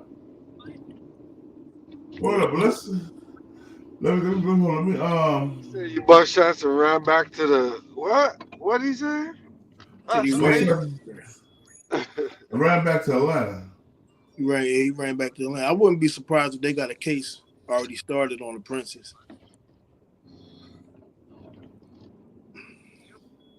Yeah, man. They didn't want. Hold on. Well, how deep does a rabbit hole go in Houston though? That's what it is. You know what I'm saying? Like, Yeah, it's good. I gotta think it go real deep. I think it go deeper than anybody can even imagine. It's like Quavo and Offset following the death of Takeoff, and those emotions boiled over backstage at the Grammys into a physical That's fight. a fact. Clear Sources TV. at the show tell us just before Quavo took the stage to perform his song Without You as a tribute to Takeoff during the In Memoriam segment of the show, he and Offset got into a physical fight and he had to be pulled apart. And the thing that led to this was that the Grammys had asked Offset to be a part of the tribute, but Quavo refused to let him take part. He told Quavo blocked Offset from joining him in on the stage, leading to the fight. So basically what everyone says now is that Quavo started the fight because he did not want Offset taking part of this tribute. He wanted to do it himself, and I see a lot of people online are really disappointed in this, that they just What could the just hell's wrong with come Quavo, together, man? be brothers after what happened Wow. with Takeoff. So yeah, it's pretty sad to see this happening still, but still we don't know exactly what happened in between them and how serious it is. But yeah, I know it's a lot of emotions going on with a situation like this. So yeah, of course it's gonna be some problems maybe. So don't be too harsh on them. You know, it's a really harsh, like bad situation they're going through. So yeah. So yeah, we can see that they still hold grudges against each other, and this is definitely not what the fans want to see. They want to see them go together now, like come together, collaborate, at Facts. least show respect to each other, because their history is so long. And after this sad, horrible moment, like, is this the thing that's gonna? This mistake is costing Amazon Prime shoppers big. Are you still using Prime? Because Common news? Is this what everyone is gonna report on? That they fought, they had a fight? Like, it's way better if they were like, oh, Migos members coming together again, Quavo and Offset on good terms, whatever. But of course, like, it had to be something like this. But still, as I said, don't judge them too much. Like, it must be really hard to go through what they're going through. Yeah, I also want to know you guys' opinion on this. Is it similar to mine, or do you have a different opinion? Just let me know it down in the comment section below. So go and comment your opinion on this, and also leave a like. Yo, everybody I know, I'm gonna tell you something. When I had the Migos in Charlotte, North Carolina for the weekend, right? It was in a club. They had a big tour bus. We went to the strip club. We went to Onyx. I was off that weekend. We went to Onyx, right? And yo, when they was leaving on a tour bus, their tour bus got searched. Them niggas had all type of ratchets, AK-47, everything on the tour bus. Wow. And the only reason they did it because Quavo was talking shit to the police officer. That's why they searched him. Salute, John. Peace to the John, gods. my brother John. Peace, John. Yo, Peace to the John. kings and queens. Yo, John, did you hear the last part? Yeah, I heard that bullshit. Yo, Right. I told you, man. I told y'all earlier. When you follow the money, you gonna follow the motherfucking culprit. The culprit got the contract. Right. And on the real, I told you I was upset earlier with Jay Prince, but now it's all clear. Like he did to the Migos what the white music execs has always done to us. Word up. And don't be surprised, bro. You remember Quavo position is really the position of a Judas. Like everybody, bro, you was there when Takeoff got shot. Offset wasn't. Offset and the family got a problem with that. And now you colluding with the accused. Because even if Jay Prince Sr. or Jr. didn't pull the trigger, you were responsible for his presence in your so-called kingdom. Yeah. When you come in my hood, bro, and that's real. Any man that I'm talking to right now, you come in my hood, bro, ain't nothing happening to you, bro, without it happening to me. That's real talk. And we older, and those of us that have the respect of the street are still respected in the street by what goes on in the street. So when you tell a nigga to check in, then what you telling them that for? Do you have any authority? And if you really got authority and respect, nigga, ain't that supposed to happen to him? Facts. So Offset is only saying what's real, and I believe that Jay Prince knew there's only one way to get them out of that quality control contract. And I'm starting to see that Quavo probably bit the apple, bro. Word is wrong. Ain't no way in hell you stop me on some personal shit after we done lost one of the chains. If we lost the link in the chain, nigga, and you're not responsible for that loss, you supposed to have the same aggression, the same gripe, the same emotion that I got towards this niggas. So we know what really happened. Yeah. And everybody already know what really happened. Big fact. So follow the money. Follow the money. That's all. And that's why Jay Prince is doing what he's doing. He's speaking right now. You know why he's trying to speak as an authority? Because he's already plotted with Quavo to have them come to his label. He's already plotted to put his hand in the pot to stir the money. That's why them boys was out there in Houston. That's why the what's his name? The nephew, he up there crying. You know why? Because he know at the end of the day, he's going to be the one that probably most likely is going to have to take the fall. When they go to court, and they go into court, this is a murder case, bitch. It's happened on video. And the family got money to push it. So your money don't mean nothing. Money don't mean shit. See? Believe me, bro. Especially when you're dealing with people that got money. And none of them really got money under the people that got the real money, which gave them the money. So follow that shit, and you're gonna see. And it's showing already, bro. It ain't even been 90 days. That man got killed on November 1st. It ain't even been 3 months. The niggas already talking shit. And Offset said the best shit. He said, you niggas got 5 interviews already, and we ain't make none. The family ain't make none. Y'all trying to save face. Y'all trying to save yourself, so when you go to court and you're being pulled into question, that's why I got that paperwork. Gave Gilly and them that paperwork, because y'all in it, nigga. It's deep, bro. On the real. But what's going on, though, you got an uncle that's dealing with 2 cousins. See? And his nephews are subservient to him. Not to mention, he's not more talented than Offset or Takeoff when it came to the lyricist. Listen to his new shit and listen to the shit that Takeoff got with J. Cole. Offset got with J. Cole. See, it's totally different, bro. So the record labels see that shit and they pitch you against each other to separate you so they can control you. And that's what Jay Prince sitting there doing, bro. And ain't nobody telling that nigga that shit. Nigga, we know what you doing, bro. You doing the same shit Ahmed and them from Atlantic did to black people for 50 years. You got a distributing deal from them, and then you followed their culture, their ways, and you treating your people like that. And now you're doing it to another generation because you already did it to our generation. Okay, listen, don't tell me we got Jay Prince over here doing interviews where he's blaming the whole reason why Takeoff died on the people that Takeoff came with and the Migos. Actually, he's blaming it on a guy named Migo Band, right? And instead of fighting the mob ties and the Prince family, we got Quavo and Offset fighting each other? Nah, hold up, man. This don't sound good. Okay, now listen to if you hear the news.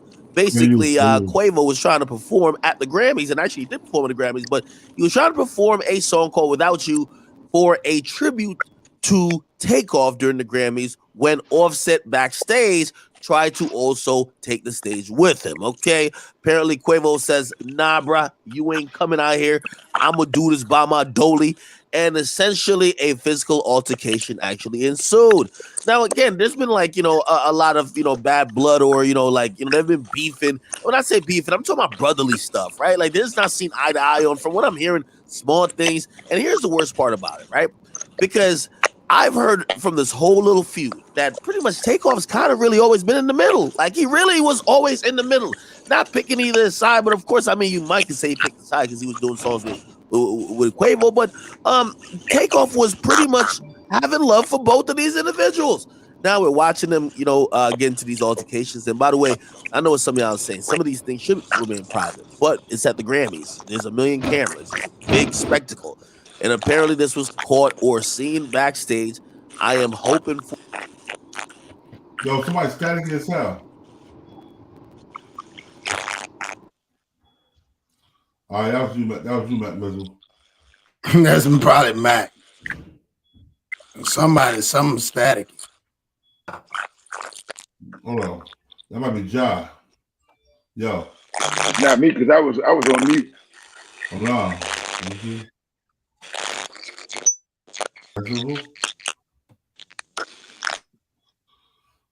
That's Christian. All right, yeah, here we go. Let me I want to find this. Hey man, that shit ain't good, bro.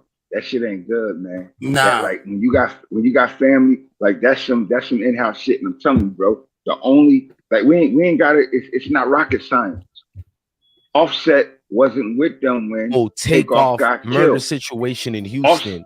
During the Grammy performance of Quavo, which was a legendary performance, giving honor and homage to the late great Takeoff, who actually blasted off into the history books. He went from being Amigos to AKA the Beatles. He will live forever. But that ain't what I'm here to tell y'all. Takeoff and Quavo go back and forth backstage, and a fight gets started, and you won't guess who's the one who started the fight first. It's not who you're thinking, but we need to start this the right way. Before we get started, I need all the I Smoke Hip Hop Nation to vibe with us one time and hit that like button channel. Rock. It went like this, man. They were backstage doing their thing, and you know how they love each other and they rock with each other. Well, the group was in the backstage and everything was motioning right, and then they said Quavo basically allegedly started snapping on Offset. In fact, let's go to what TMZ had to report to give you even a deeper inner coverage of this whole fiasco and situation that's going on. Now, what they're saying is this: there's clearly still serious bad blood between Migos rappers Quavo and Offset following the death of Takeoff, and those emotions boiled over backstage at the Grammys into a physical throw-out fight.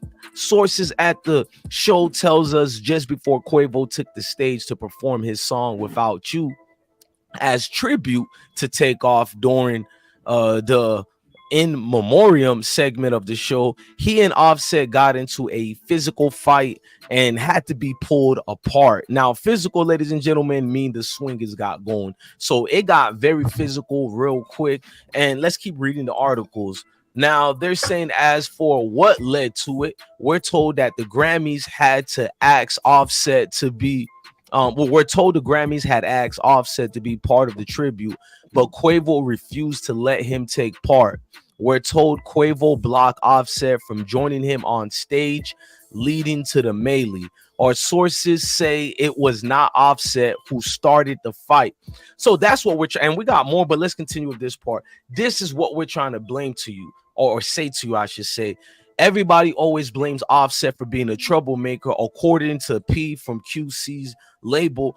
Remember that statement he said? We all know who's the problem. Even during the lawsuit they tried to throw out, everybody clearly have some type of issue with Offset, all the way from 42 Doug, Little Baby. A lot of people don't get along with him, and there's two sides to every story, but it seems to be one story continuously that goes on and on, as far as favoring that the Migos are probably finally over with, because after this fight situation, I'll give a pass to any family member to have their blood boiling hot and get in an altercation, but as far as fighting during a great moment to remember the late great Takeoff, this one is going to be in the history books. I don't see any repair in the friendship or the relationship of a family, but what I can continue reading is the last part of this. Now, we should note Quavo and Takeoff were extremely close at the time of Takeoff murder.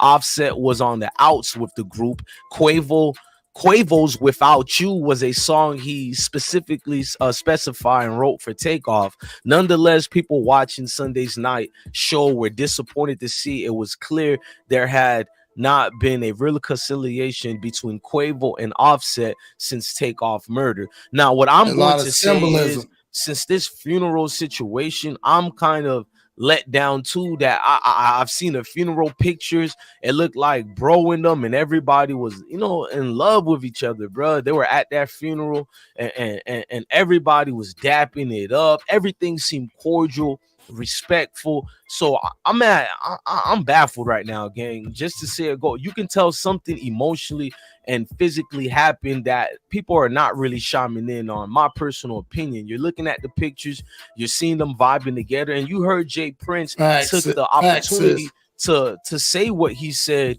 and responded to Offset. And you gotta look, this is what he said to Offset, because you can tell a lot of people talk behind Offset back, because I don't think Jay Prince would have ever did that interview if somebody didn't give him the resources, as far as pillow talking behind Offset's back and saying we don't rock with him. It's Offset, dude. I ain't gonna leave him out. You know, I'm just real like this, you know, because you know, niggas be throwing rocks and hiding their hand, right? They be Hey, throwing that's the rocks and hiding their statement. Hey, hand. Born, And, pause that for a second, Born. Hold on. I don't like them kind of individuals. All right, go back. What's up? Hey, right when Jay Prince said that Offset dude, listen to the words that he used. Listen to how he said it. Man. Yeah, hold on. Like listen to what he said. All right. The resources as far as pillow talking behind Offset's back and Leave him out. You know, I'm just Right real there. like this. You know, Right because, there. You heard what he said? You know, he said I ain't gonna be leave throwing him rocks out. and hiding their hand, right? They be throwing rocks and hiding their hand. Hey nigga, you ain't got no authority. You already got Quavo in. Kind of individuals. You know, and the truth of the matter is, you know, one can. I did the whole video on that. If you guys would like to see that Boy, whole nigga video, I said even I did ain't gonna Offset leave him out, responding. boy. These are producers' reactions to the See, he's samples speaking in from the an producer authoritative position, meaning that he already got Quavo up under real brother. I his don't know what y'all authority. niggas got with the fuck. Yeah, he already And got. when he deal with Offset, Offset gonna have a choice: come in the family. Hey, God, or be I on the sent you out. that one without that, that don't have none of that. You know what I'm saying? Advertising on the way. If you wanted to play it, you can play it on yours. You know, it has the full screen, Wow. so that way you don't Yeah. on your email. I just sent the email on that one. The Offset I'm talking. Hold on a second. Hey, Jay Prince and them bullshit, bro. That's that label, bro. This ain't the first time that shit done happened, man.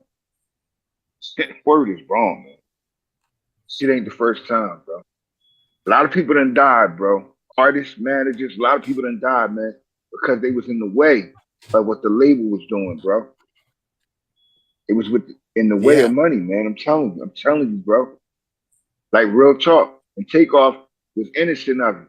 But they already knew the only way to get to the point he wasn't going to turn on Offset. Because him and Offset are like brothers. Remember, they're younger than Quavo. And Quavo was raised in the house with them. They're his nephews, man.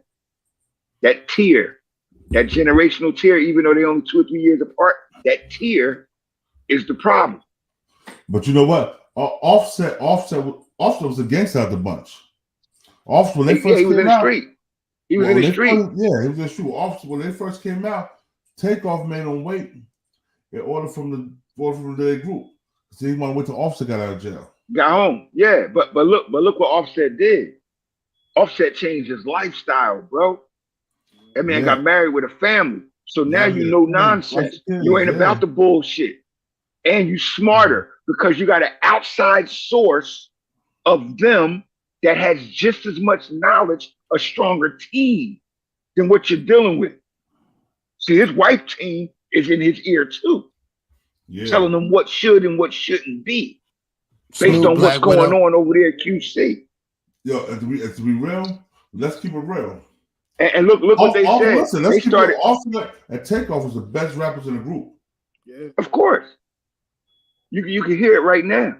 But remember, he told Cardi to shut the fuck up, bitch. And that's when the activity started between Quavo. Cardi was telling them that they were wrong. You feel me? For trying to keep Offset off of the performance. But then they was arguing, so she said, both of y'all wrong, stop arguing in front of these people. And then he said, shut the fuck up, bitch. Like, telling her to shut the fuck up. And from her testimony, that's when it set. And of course, they had a scuffle, bro.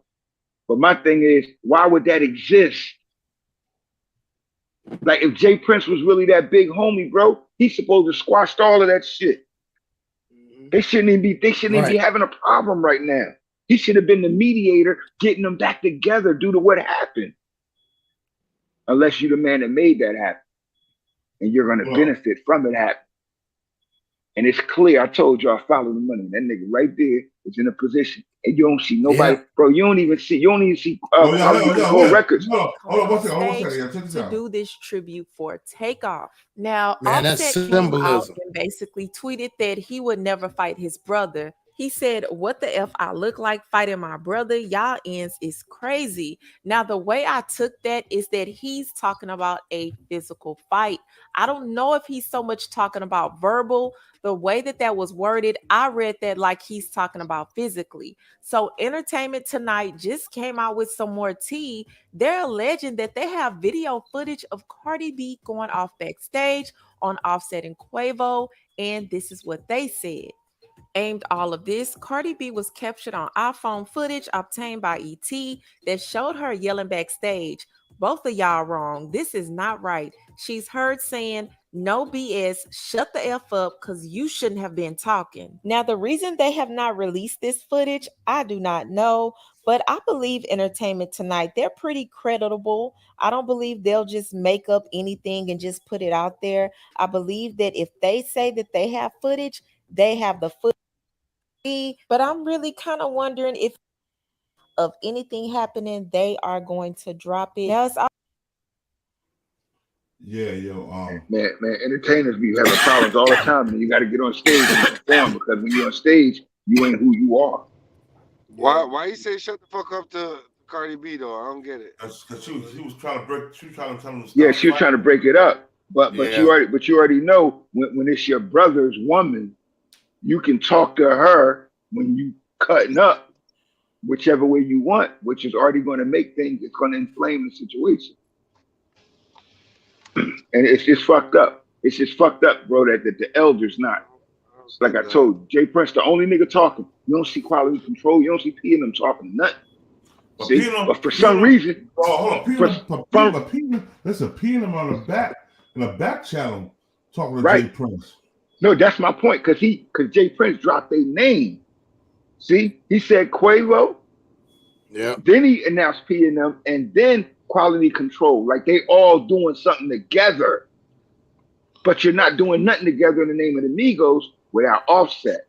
And that's why he said, I'm going to take them in. Nigga, what you mean you? Who are you? When did you become the guy? You didn't know nothing just 3 months ago, nigga. When Takeoff got shot, you was asleep. See? You claim you was told sleep, you sleep at your own party, huh? I told you, man. I told you that nigga was behind this shit. It don't happen in your town, bro, without you know what's going down. Right. Believe that, man. Yeah. Like niggas supposed to be afraid to do something like that in Houston without your permission. Real talk, bro. You're supposed to fear your mom and them getting something done too, because that's where we come from. So when Jay Prince talking all that stuff, he not even talking the way we talk. We already know. If we can't get you, we're gonna get somebody next to you so you can feel like we feel. So why he up there playing them games like now all of a sudden I'm the boss? You wasn't the boss of Quality Control before. Now after this man is dead, you're stepping in. You know why? Because you had everything to do with it, bro. You ain't had nothing to do with it November 1st, Halloween night. You ain't had nothing to do with it. You was sleeping on. Now you speaking for your son and your nephew and Quavo. Like it's crazy, bro. Yeah, it's crazy. Niggas dirty. Niggas dirty. Almost like he done paid him off, and like, yeah, Quavo will tell you he rocking with me. Shit, we paid him a good piece of change. Yeah. Remember, Quavo tried to go get the what? The Masters. The Masters. You know why he can't get him? Because Offset's still alive. Yeah. You know why he can't get him? Because Offset has to agree. You gotta agree. Yeah. See, that's the problem. And if you know anything about the music industry, bro, this shit goes on all the time, man. Bad shit happen to people, bro, from getting addicted to drugs and all of that stuff on purpose, just so they can control you and take your talent, exploit your talent. Remember 5 Heartbeats when the guy got educated to the drugs? You see what they did in the 5 Heartbeats? Yeah. Yeah. They killed the manager, so they killed the strength so that they can get to the artists. It's been happening, bro, for the longest, man.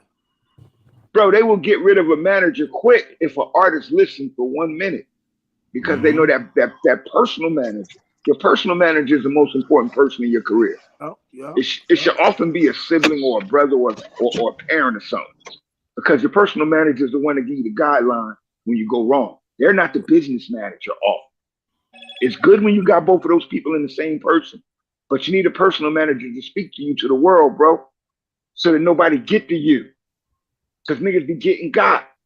And it's clear. Quavo actions is crazy. You're treating Quavo like you're supposed to be treating Jay Prince and them, nigga.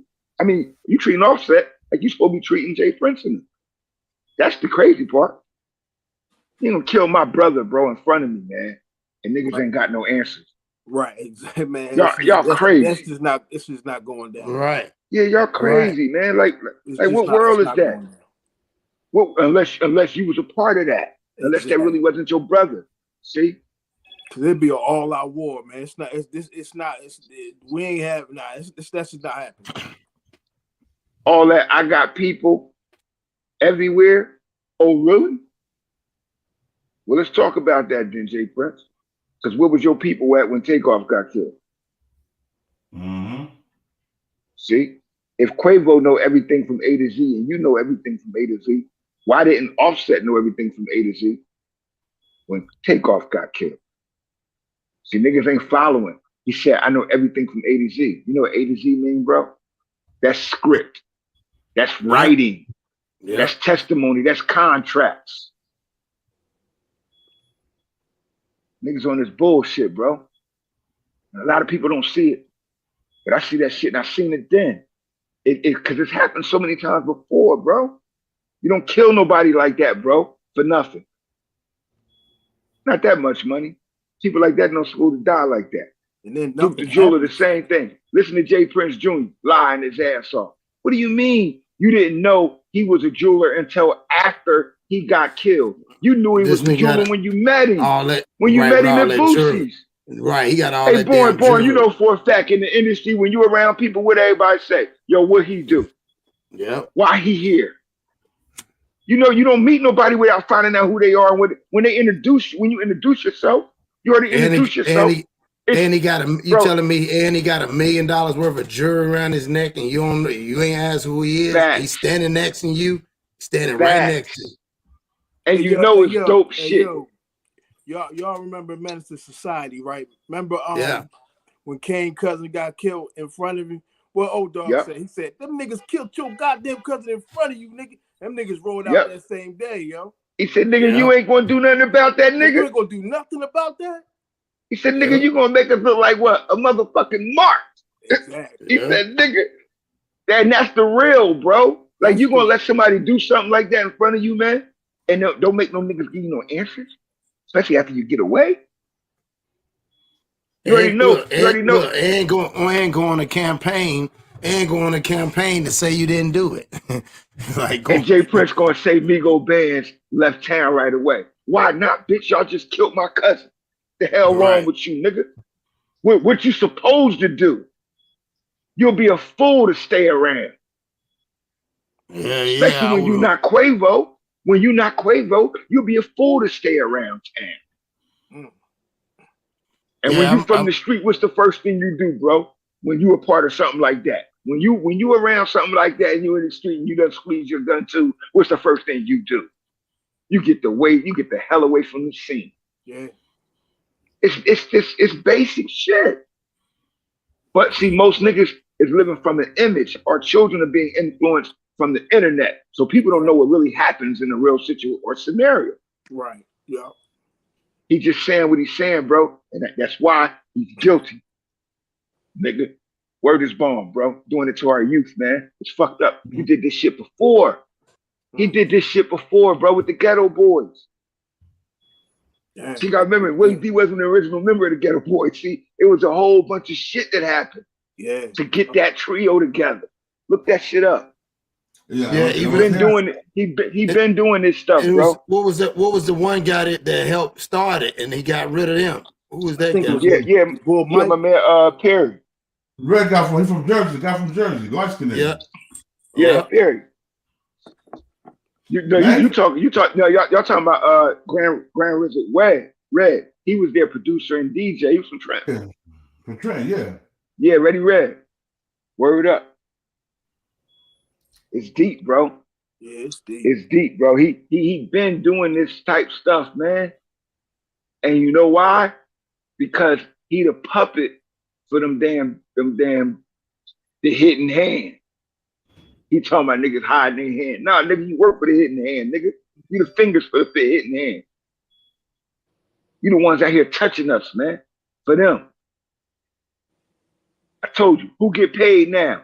Let's go back, go right now and look at the record sales of the Migos between November 1st and January 31st. You said November 1st, January 31st? Yeah, from November 1st, 2022 to January 31st, 2023. Their record sales show where the money went at. They just dropped a project, bro, 2 weeks before he got hit. Damn. Somebody getting paid. See? Now the two people that dropped that project was Quavo and Takeoff. Takeoff ain't here. I want to hit my boy AK-47, man. I like some of his shit. He have some good points. Let me throw him up here real quick.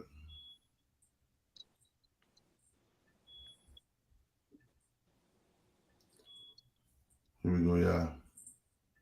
Button right now. And if you ain't subscribed, subscribe right now. Because you're going to do it anyway after I'm done saying what I'm about to say. The power of J. Prince Sr. was just put on Front Street in front of our eyes, bro.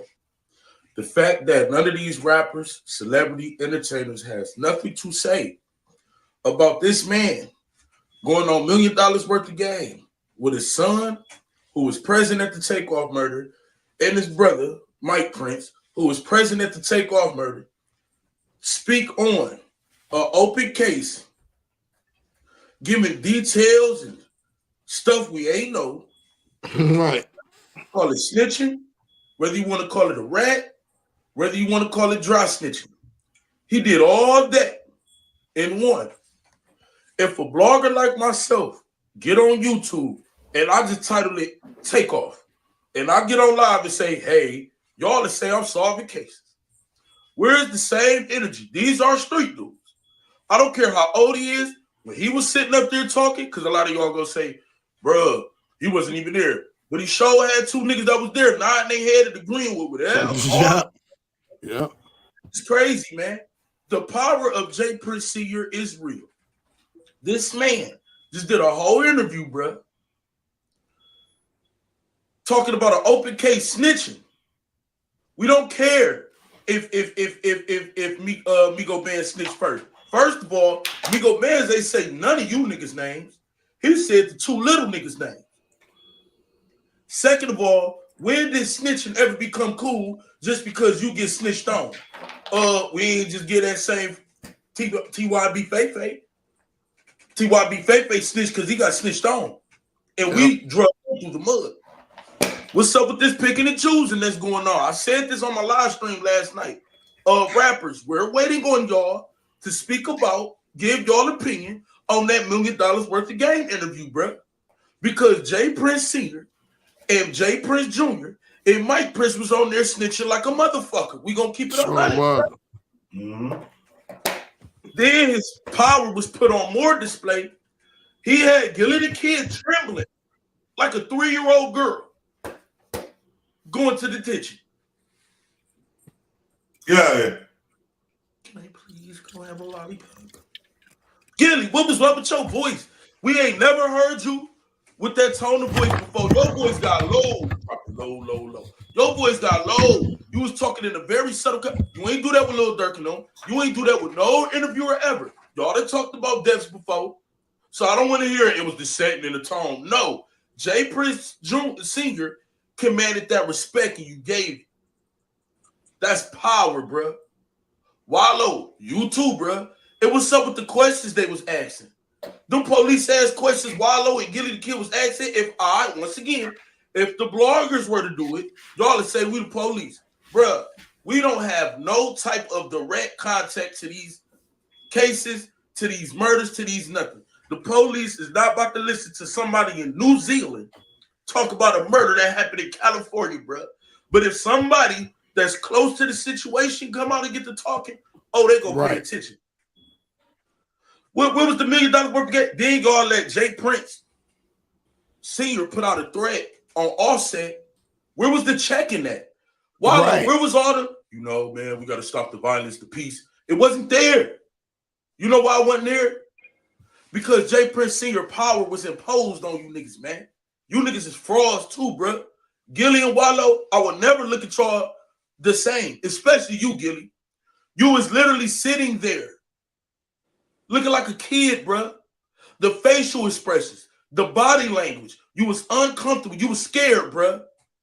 He was forced in that interview. Why y'all ain't call out the man for talking about who idea was it, bro? Once again, nobody was talking about Takeoff's murder, bro. Right. Maybe 3-4 bloggers, bro. At max. The internet, they have allowed the internet to basically make these niggas do an interview that they ain't even need to do, and they just straight out snitch behind the interview. Come on, man. When in that, people did not react the way. See, this is the mind games Jay Prince Sr. try to play. He's trying to act like Migo Band's statement is why they look bad. No, it's not. No. It was the people's perception of what they seen and what they thought before Migo Band's statement, bro. You're actively trying to get somebody in jail and actively trying to get somebody else free. If anybody, no matter the age, did what y'all did, they'd be called a rat and a snitch and everything else under the sun. Especially because on you live. niggas did it, y'all power is being imposed in these rappers. Niggas like Gilly the Kid and Wallow, these podcasters, they scared of y'all, man. And I can't even knock it, nigga. If you got it like that, then you just got it like that, man. But I feel like somebody had to call this out, man. Y'all make sure y'all hit that like button to subscribe to the channel, bro. Let me give you some time to hit that like button. Yeah, and like I said earlier, Quavo, when I made that video, bro, I got hit up, bro. People do feel like you're the one that's in Jay Prince Sr. ear about Offset. How would Jay Prince Sr. know or not know the relationship between him and Takeoff? The only three people that could have told him, one is dead, you alive, and you beefing with Offset.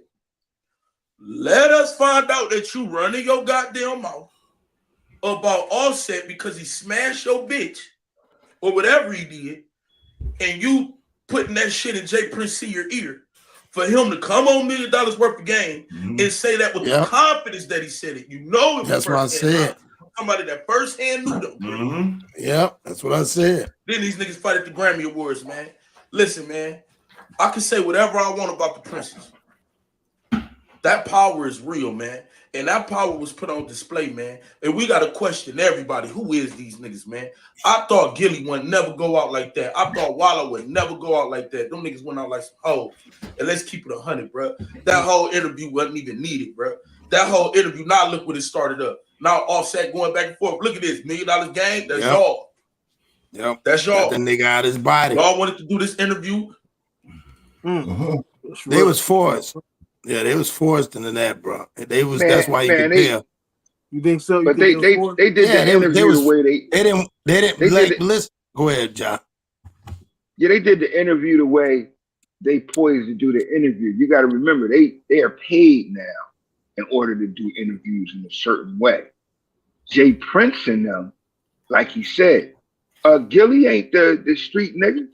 Wallow the nigga that did all of the time, and it was that's the brother, the nigga that's the killer out there. Well, so that's why. Well, that's why these are not aggressive men. You know, like Jay Prince and them ain't do nothing to them, but we would ask Jay Prince different questions because we have a different age. No, but what I'm saying is you're right. But at the end of the day, you can look at the body language of Gilly. You can tell that was like a little boy, man. And like you said, it wasn't street, but at the same time, he could have just he was forced. It's a campaign. It's like Jay Prince being on here with us right now. Now, when Jay Prince say those things to us right now, we ain't getting paid. Right? No, I'm saying, but even if we were getting paid in the interview, and that's my point. He's speaking to them from not just an authoritative position of his power, but he's speaking to them from an elderly standpoint. You heard what I'm saying? He stated So that he's coupling that. males he had identified as Joshua and Watkins throughout the evening, that he had seen them with guns. He believed that Joshua said something and began pulling the gun, so he reached and punched him.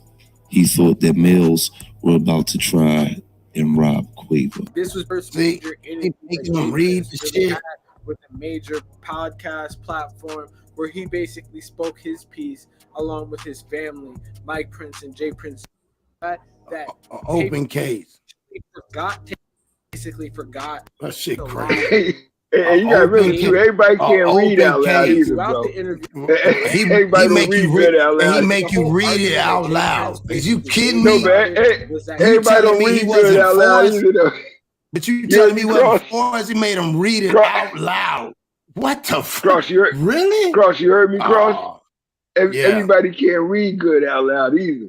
So things do sound Stanford. But my thing is this. If Jay Prince was given an interview with us, right?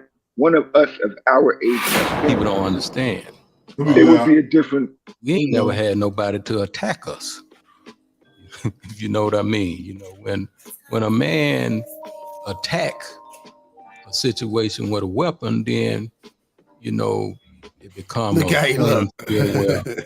any and everything goes. So that's what we're dealing with right here, and that's the root of this situation. And he didn't attack the Prince family, but he attacked, you know, people that we know, and it was totally unnecessary. You know what I mean? For you to attack a man with a weapon, because what that's gonna do is put a man in a position where he wanna protect himself, and that was the root of igniting this gunplay. But to clarify it real quick so they can understand, we're not talking about Takeoff attacking nobody. No, not at all. Just so they can understand. No, not at all. Not Takeoff, and not nobody from Houston, you know, attack nobody until, you know, the homie that was with them would Takeoff them, whatever his name may be. You know, this nigga snitching. Giving all kinds of statements on this police report we have, so we can read his name and everything, because he put himself in a position where he's cooperating and telling a lot of different lies. So we may as well shine the light on the real root to the issue, which is this homie, you know what I mean, in this paperwork. So as everybody can see on the video, you know, this dude, without having a green light from Offset, nobody told this man to, you know what I mean, attack somebody, and Quavo, I mean. Nobody gave him a green light to attack, you know, a 5'2" guy. You know, this is a big nigga. You know what I mean? So I guess he felt like, you know, the little homie is somebody he can just hit and knock out and different things like that. And it was a wrong thing to do, man. And it was an embarrassing thing to do, because it was, you know, like Mike said, it was so unnecessary. It wasn't even that type of atmosphere. Y'all talking about a basketball game. You know what I mean? A 2-on-2, playing a 2-on-2, and now you turn a misdemeanor into a felony. I'm gonna say this. Niggas like, yeah, all right, nigga. Now listen, a lot of people while get him. A few seconds, and Junior, they seen you walking by. We understand that, you know, Quavo, Takeoff, they was down here with y'all. But they seen you walking by. He's laying on the ground. You got Mike bending down, and they seen you walking by. What took place there? It's the crazy thing about that video, right? Is one scenario is that they see Mike on the ground trying to help Takeoff, but in the video, Mike was right behind me. People didn't peep that. People think that I'm the one who had a voice. I mean, I'm the one who was speaking in the video, when I wasn't. If you go back and look at the video, Mike is walking right behind me. They took 3 seconds of a situation where I was caught on video and turned it into what they wanted it to be.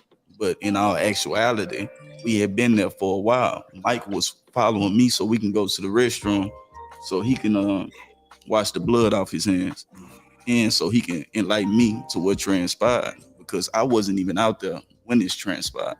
I was inside paying a bill, so I had no knowledge of what had transpired outside. As I'm walking to the, I had just got done paying the bill. Yo, As I'm these walking niggas to is the wild. door, I Yo. hear gunshots, and then I also hear bullets coming through the These glass. niggas is So I got out the way because I was almost at the door. So I end up getting out the way, and sadly, what had taken place had taken place. But in that 3-second clip, I'm out on it that, was yo, y'all. I'm gonna me check and y'all Mike later, yo. walking to the All right. restroom so he All can right, wash y'all. the blood off his All right, hands, peace. and so he can enlighten me He to sound what retarded like his transpired daddy. outside. There was rumors that after all this occurred, you was the one that took Quavo and them to the hospital. Y'all still was together after the fact. I stayed with Quavo. We stayed out there probably like 2 or 3 hours together before we all parted ways and made sure each other was cool. Like me and him stayed out there. Like one other person pulled up, but it was me and him that stayed out there for hours after this transpired. So Yeah, so it's just interesting how, you know, one can take a 3-second lie, you know what I mean, and contaminate that's so funny a bunch as of hell. damn fools that'll believe anything that they see. And when in actuality, as you can see, these two was with Quavo, you know what I mean, from beginning to end. They dropped him off. They never left his side, you know, because here's the thing. Takeoff is not the only one got hit that night. You know what I mean? A friend of ours daughter got hit in the head. You know, so somebody could have been mad about that and wanted to come back and do some things. So they was there with the homie. And whenever he decide to speak, he gonna validate everything we saying. Quavo, you know what I mean? Because he know he was never abandoned. He know he was never disrespected. He know every time he have came to Houston, it been nothing but love and respect. That's why he came so many times.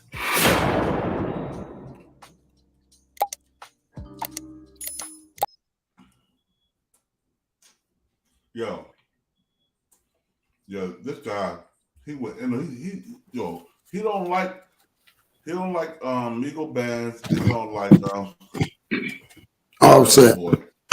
Offset. Yeah. Well, I mean, it's a reason not to like when they don't like you. Yeah. See, it's a reason why Offset wasn't there, and that's the point. See, you just think about it, bro. Your brother, it's really your brother. You feel me? It's not your sibling, but it's your brother, and y'all are closer because y'all closer in age, bro. And you ain't there, he get hit. But your uncle, he already got the problem. You already had the problem with him. That's why you weren't there. See? Takeoff was the glue. Yeah. The reason he was the glue because Quavo and Offset already had a damn problem with the business. And he was separating himself then. That's why they did that project by themselves. Yeah. And the reason why they did that project by themselves, and the reason they was out there in Houston, somebody was already in their ear. And now we see who it was. Once you get one out of the way. Yeah, you want to take off those talk. You ever talk to them? Yeah. And it could have been actually a setup that hopefully that they was hoping that Offset would to get back with him to come out there doing Houston so he can get rid of both of them. Nah, not both of them. It really was supposed to be an Offset. They just couldn't catch him with them because if you would eliminate him, then he would be the separating factor of the contract with QC. Get it? And now Takeoff, which was the talent one, would be with Quavo, and they would do what they were already doing, which was the project and music together. But my point is, who get the masters now? Because Offset got to watch himself. If something happened to him, that whole catalog go to Quavo. Mm-hmm. Yep. It's real. We talk about music that nobody never heard. See, when you hear once you hear about 2 or 3 albums, bro, once you hear about 40 to 50 songs from an artist, they got another 150 songs you haven't heard. Yeah. That wasn't accepted for the albums. But then when you die, that music is now priceless because you can't get it no more. So who benefit from that? Got to follow the money, my brothers. Follow the money. That nigga's showing. He's showing who it is. That's why he's stepping in. He ain't stepping in. He was already there. He was already there. He said it when he said what he said. That nigga said, hey, I ain't leaving. I ain't gonna leave him out. What do you mean you ain't gonna leave him out? What do you mean you ain't gonna leave him out? Who gave you the authority over him when they ain't signing your label? He was a serpent in Quavo's ear for a long time. Yeah. I ain't gonna leave him out. Nigga, he don't want no parts of you. And that's why you got Quavo acting like that. But the niggas better watch themselves. Because when you're dealing with a lot of emotions and you get an OG in their ear that understand the discipline of the game, boy, it's different now.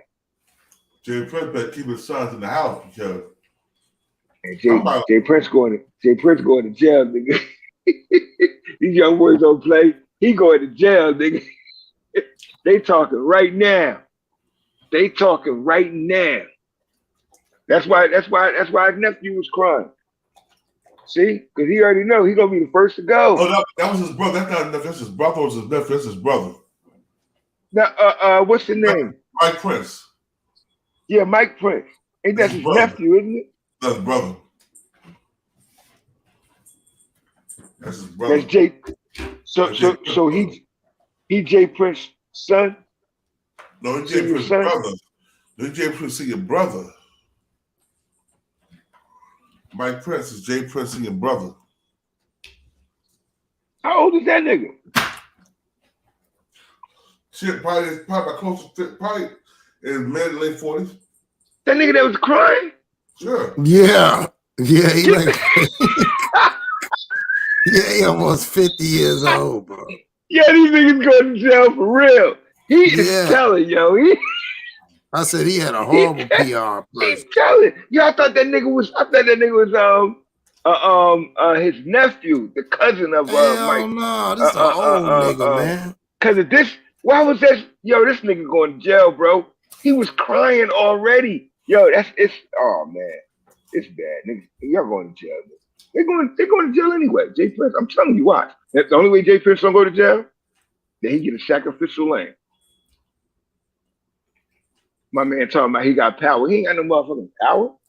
He just talking crazy. He talking crazy, man. Ain't nobody matching that energy. I'd be quiet as hell if I was interviewing that nigga, giving all that testimony. Yo, let's think about it. Everybody got mad at Matt Pfeiffer when Matt Pfeiffer let that other sniff Troy Ave on his panel, right? But nobody really saying too much about Gilly and them. Well, I mean, they doing what they got to do to get their numbers up. Yeah, it's a business for them. But that's my point.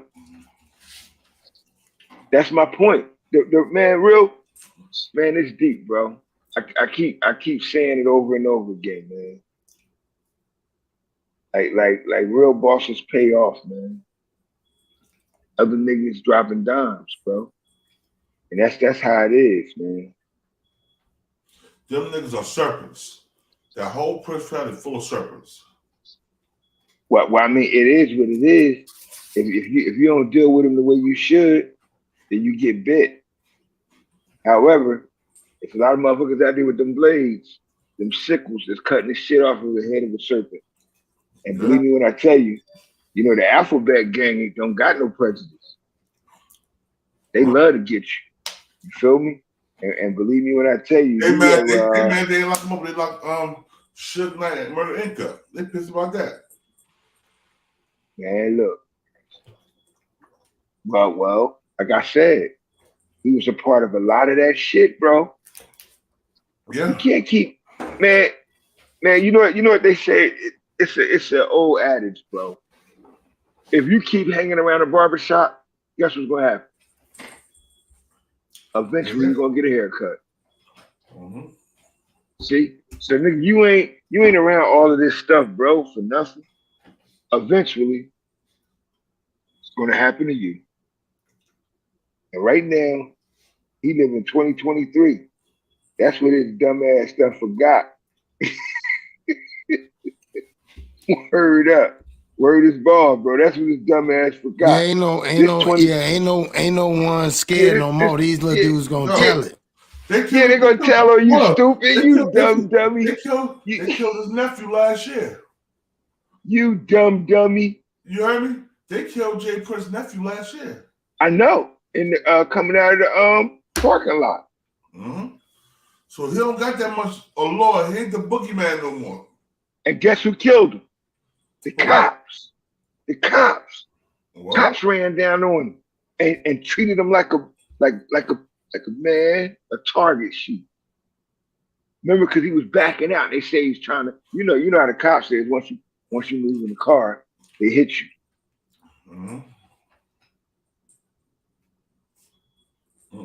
Word up. See? So what he do? He just cried. He cried on the video, remember? What was all that old, what was that boss talk then? See? You got enough money, you got the cops hit, nigga. Yeah, like and the crazy part is he been locked up in prison. Right. Yeah, he been in prison and everything, man. Like I said, somebody tried to use that old PR. Who been in prison? The brother, Jazz. Yeah. Oh, Jazz? You talking Jay Prince's son? Yeah, see if you can look him up on the YouTube. Yeah, Jazz being in prison. Yeah, he was locked up, dog. He been locked up for a minute. You talking about Jay Prince's son, Jazz? Yeah, that guy right there. Not Jazz. What's the one with the dreads? Mike Prince. Mike Prince. That's what I meant. Mike Prince. That's the one that was crying. Mike Prince. Hold on. Is that what about rapping like? That's who the oldest brother was rapping like, right? I think it's either Jazz or I think it might be. It's it might be Jazz. I think Jazz is the one that was in that it was his party or something. But Mike is the one. Listen what I'm saying, man. I'm saying Rap a Lot is Jay Prince Sr.'s older brother and Mike Prince's younger brother. Yes. Yep, Mike Prince. Yep.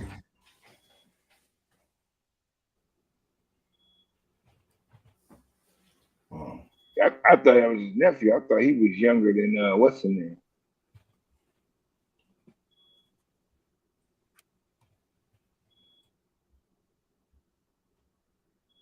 Hold on, what's his y'all want to see what Mike Prince talking about? Hold on. But that's the one that was crying, right? But you know, he going back to jail. That's what's going on. Look at that. Going taking your ass back to jail.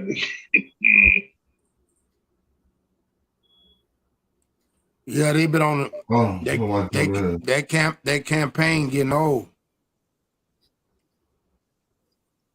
That I didn't do it campaign. That shit getting old. Don't nobody care who told when. It was in your care, and you need to say what happened. If you talking about I know and A to Z, nigga, just tell it then. You already done told bits and pieces. So it's the homie pro. If not, you're gonna sound like a liar. So I don't know. And look, keep messing with them boys, boy. Gonna be in trouble for real. Keep it up, right? It's gonna be in trouble for real, nigga. You in trouble already. Play this up. Play this up, bro. We don't do that, man. We don't talk like that, bro. Some YouTube videos that said Mike Prince arrested by the feds. So I'm like, okay, mob ties, take off, Migos. Okay, so I don't know for sure if Mike Prince was arrested by the feds. I think they said he's on federal papers or whatever.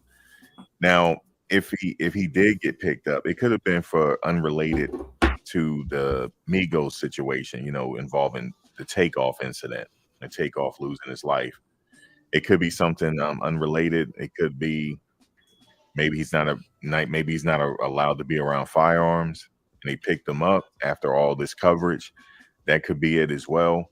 But I was looking at a channel here, and it said Mike Prince arrested. So he put that in the title. I'm not sure if he's been arrested, but if he has, I can only speculate. If he did arrest him, that don't look good. That means the feds are watching. Now, they could be like, okay, now that they have him in here, they're like, okay, what do you know? Okay, well, if you don't say anything, you're getting violated or whatever, if that's the case. But I'm gonna have to look more into this. I've been watching it, listening to TV outlets, and trying to see if I can find any news on this situation. And I don't see anything where he's been arrested, but I think maybe some people close to the streets out there saying he was picked up.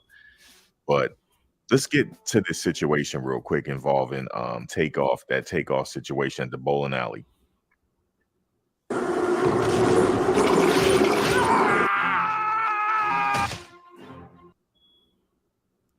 We know we see a video, right?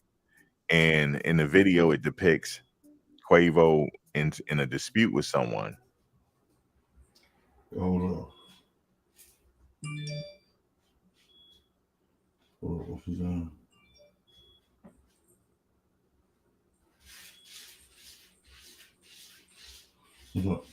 Yo, I'm trying to find this Mike Prince thing, yo. Yeah, excuse me. Mike Prince. Mike Prince is he's 48.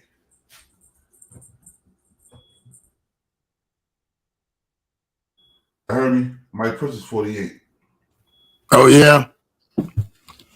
How old is Jazz? Mike Prince is Jay Prince's brother.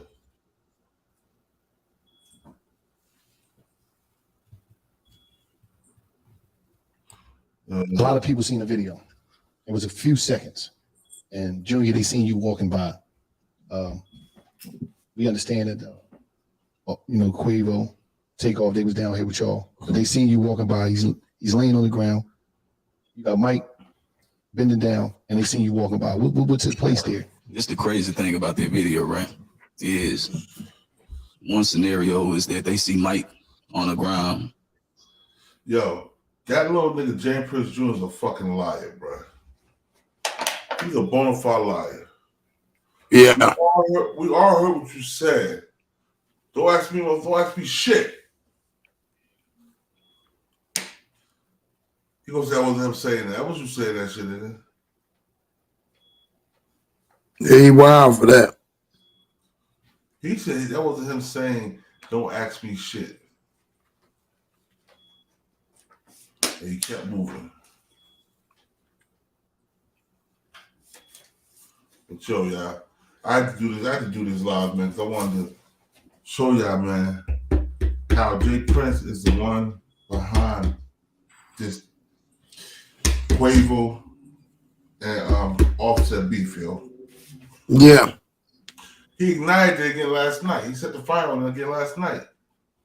Talking about you don't even talk. You don't talk to them. How you know who he talked to? Yeah, man. But yeah, go ahead, John. Say what you got to say about it. Yeah, I was just saying that nigga, he know who's talking because he's the one that's done talking.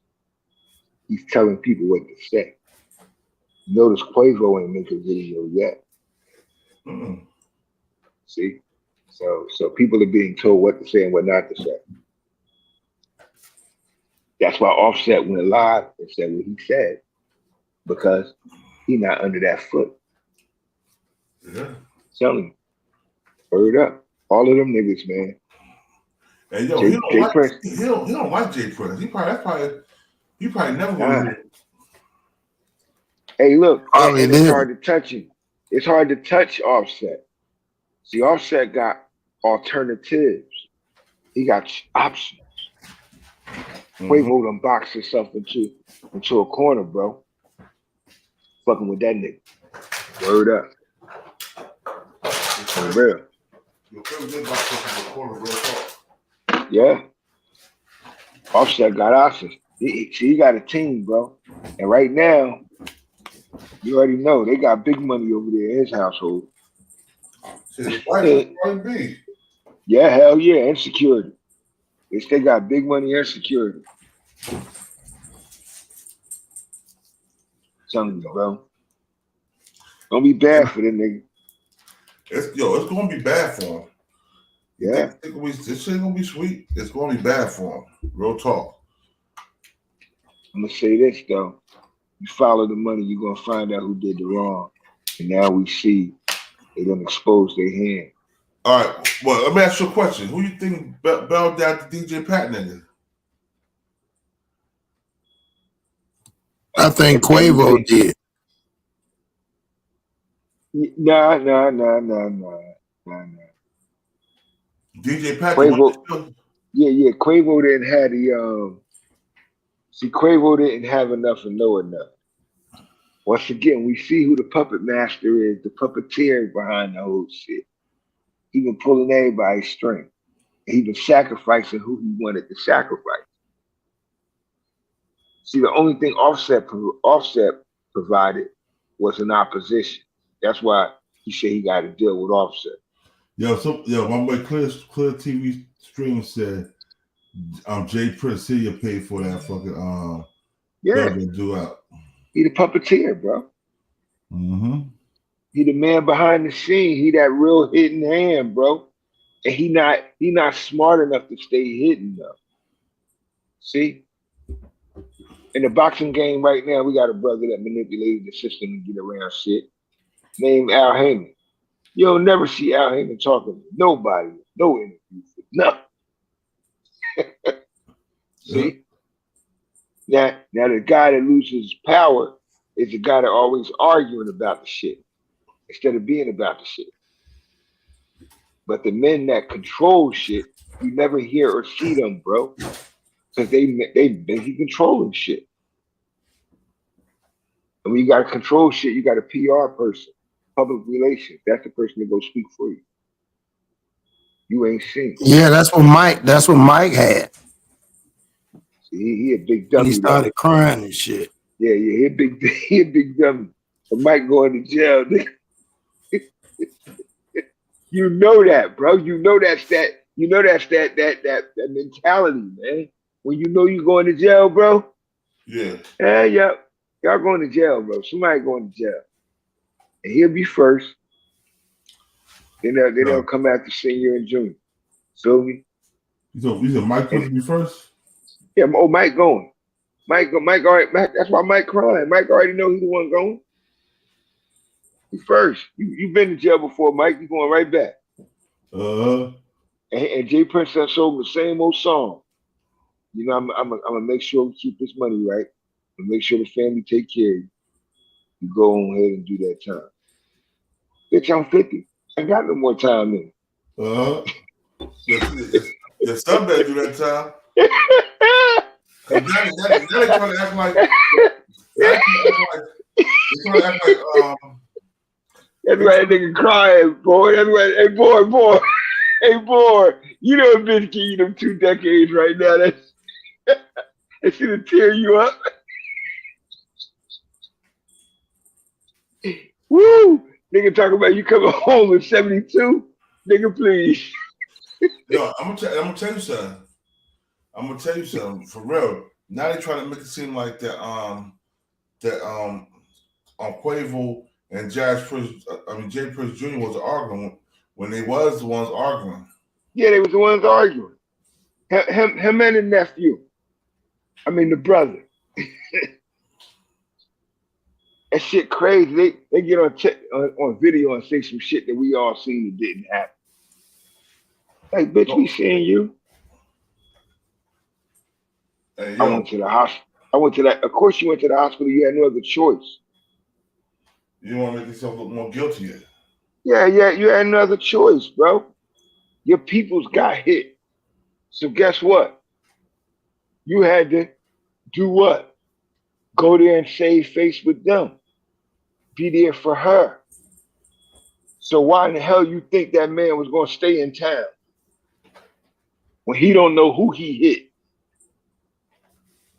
Stupid. Clearly, Jay Prince, you've never been in a shootout. See, he ain't never been in a shootout, bro. Jay Prince not a gangster, man. His brother was the gangster. What was his brother? Yeah, I know. You could tell. You could tell. He say some dumb shit. Like you ain't never commit no crime. Like you ain't never have to go through none of that shit. Talking crazy.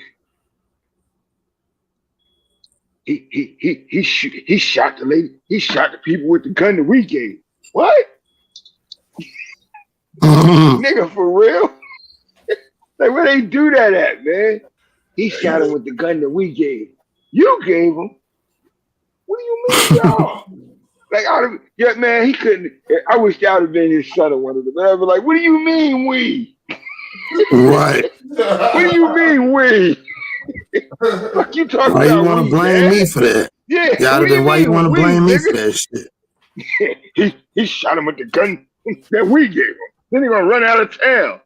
Duh. That's what you do when you shoot somebody and you ain't a cop. You run. It's stupid. But you ain't never do that before. See? Yeah.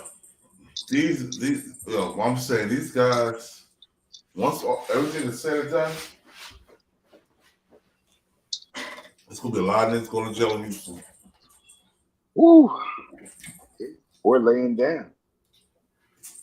They might have belt DJ Pat out to kill him, so he wouldn't tell who really shot him or take off.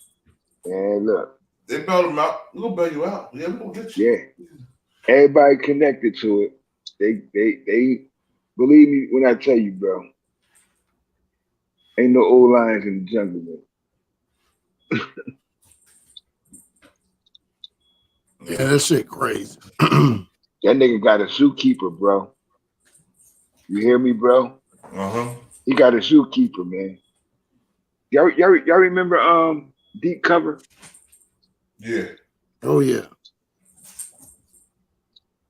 What the FBI agent called Lawrence Fishburne? Don't forget, you'll always be what? Nigga. Yeah. See?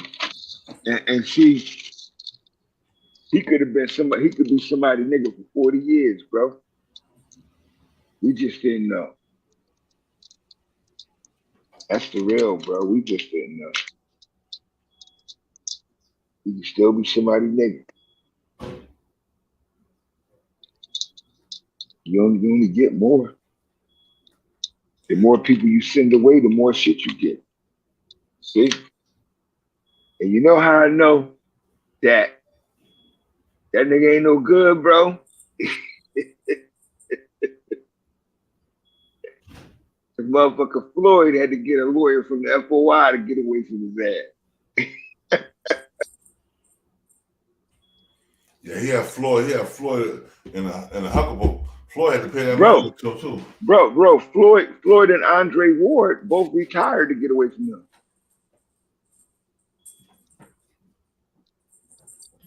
What you say, Floyd Mayweather Jr. retired to get away from Jay Prince? Yeah, remember Floyd Mayweather retired for the year and a half? Oh yeah. Yeah. Bullshit.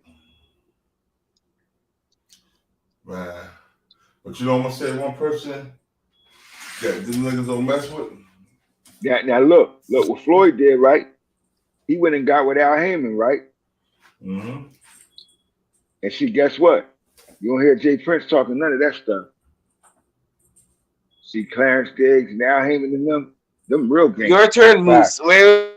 Feel me? And he won't even mention their name. See? So they different black men in America. Yo, I'm gonna tell you somebody else. Jay Prince Ain't gonna say no slick shit about.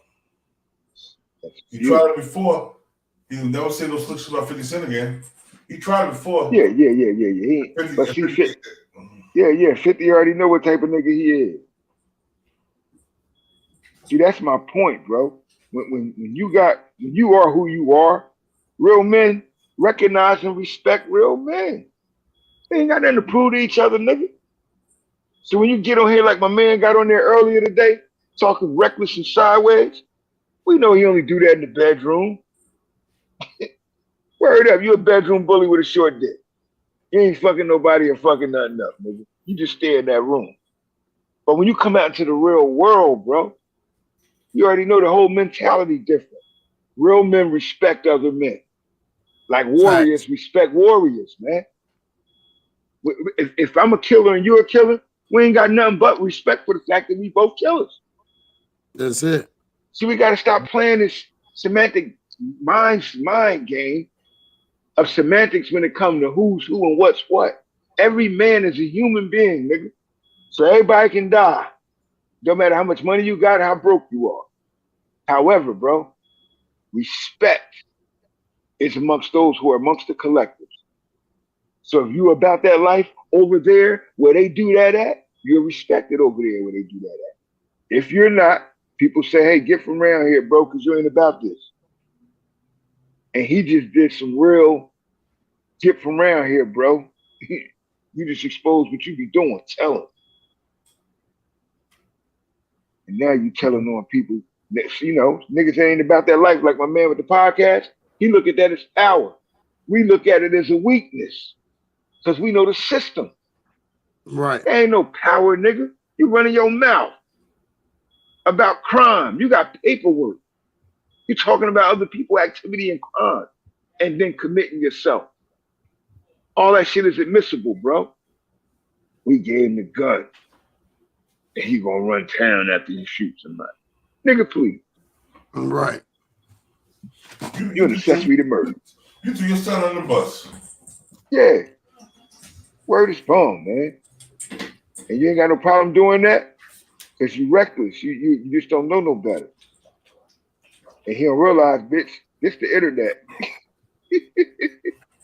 You shoot a nigga now or you rob a bank now, bro, and try to drive down the street if you want no seat, your picture be snapped about 1,200 times every couple seconds. Well, at least the license plate of the car you got. Game different, bro. The game different now, bro. You got to do shit totally different. If you're not doing technical crime, you shouldn't be doing crime, bro. This nigga up here bugging. We still killing each other with bullets. Just think. All right, y'all. Yeah, I'm about to end this live, man. You already, my brother. I'm about to get up off here myself. Yo, I appreciate y'all coming on the panel. Salute. Peace to the gods. Yo, y'all go check out the Cross Plug Podcast. John Muhammad, Big Mac, Mizzle. And yo, it's the King of New Jersey, BTBTV. We bully the bullies. And we ain't no Bloods or no Crips. We doing our own thing. BTBTV that started his own thing like nigga what? Nigga what? Peace. Peace.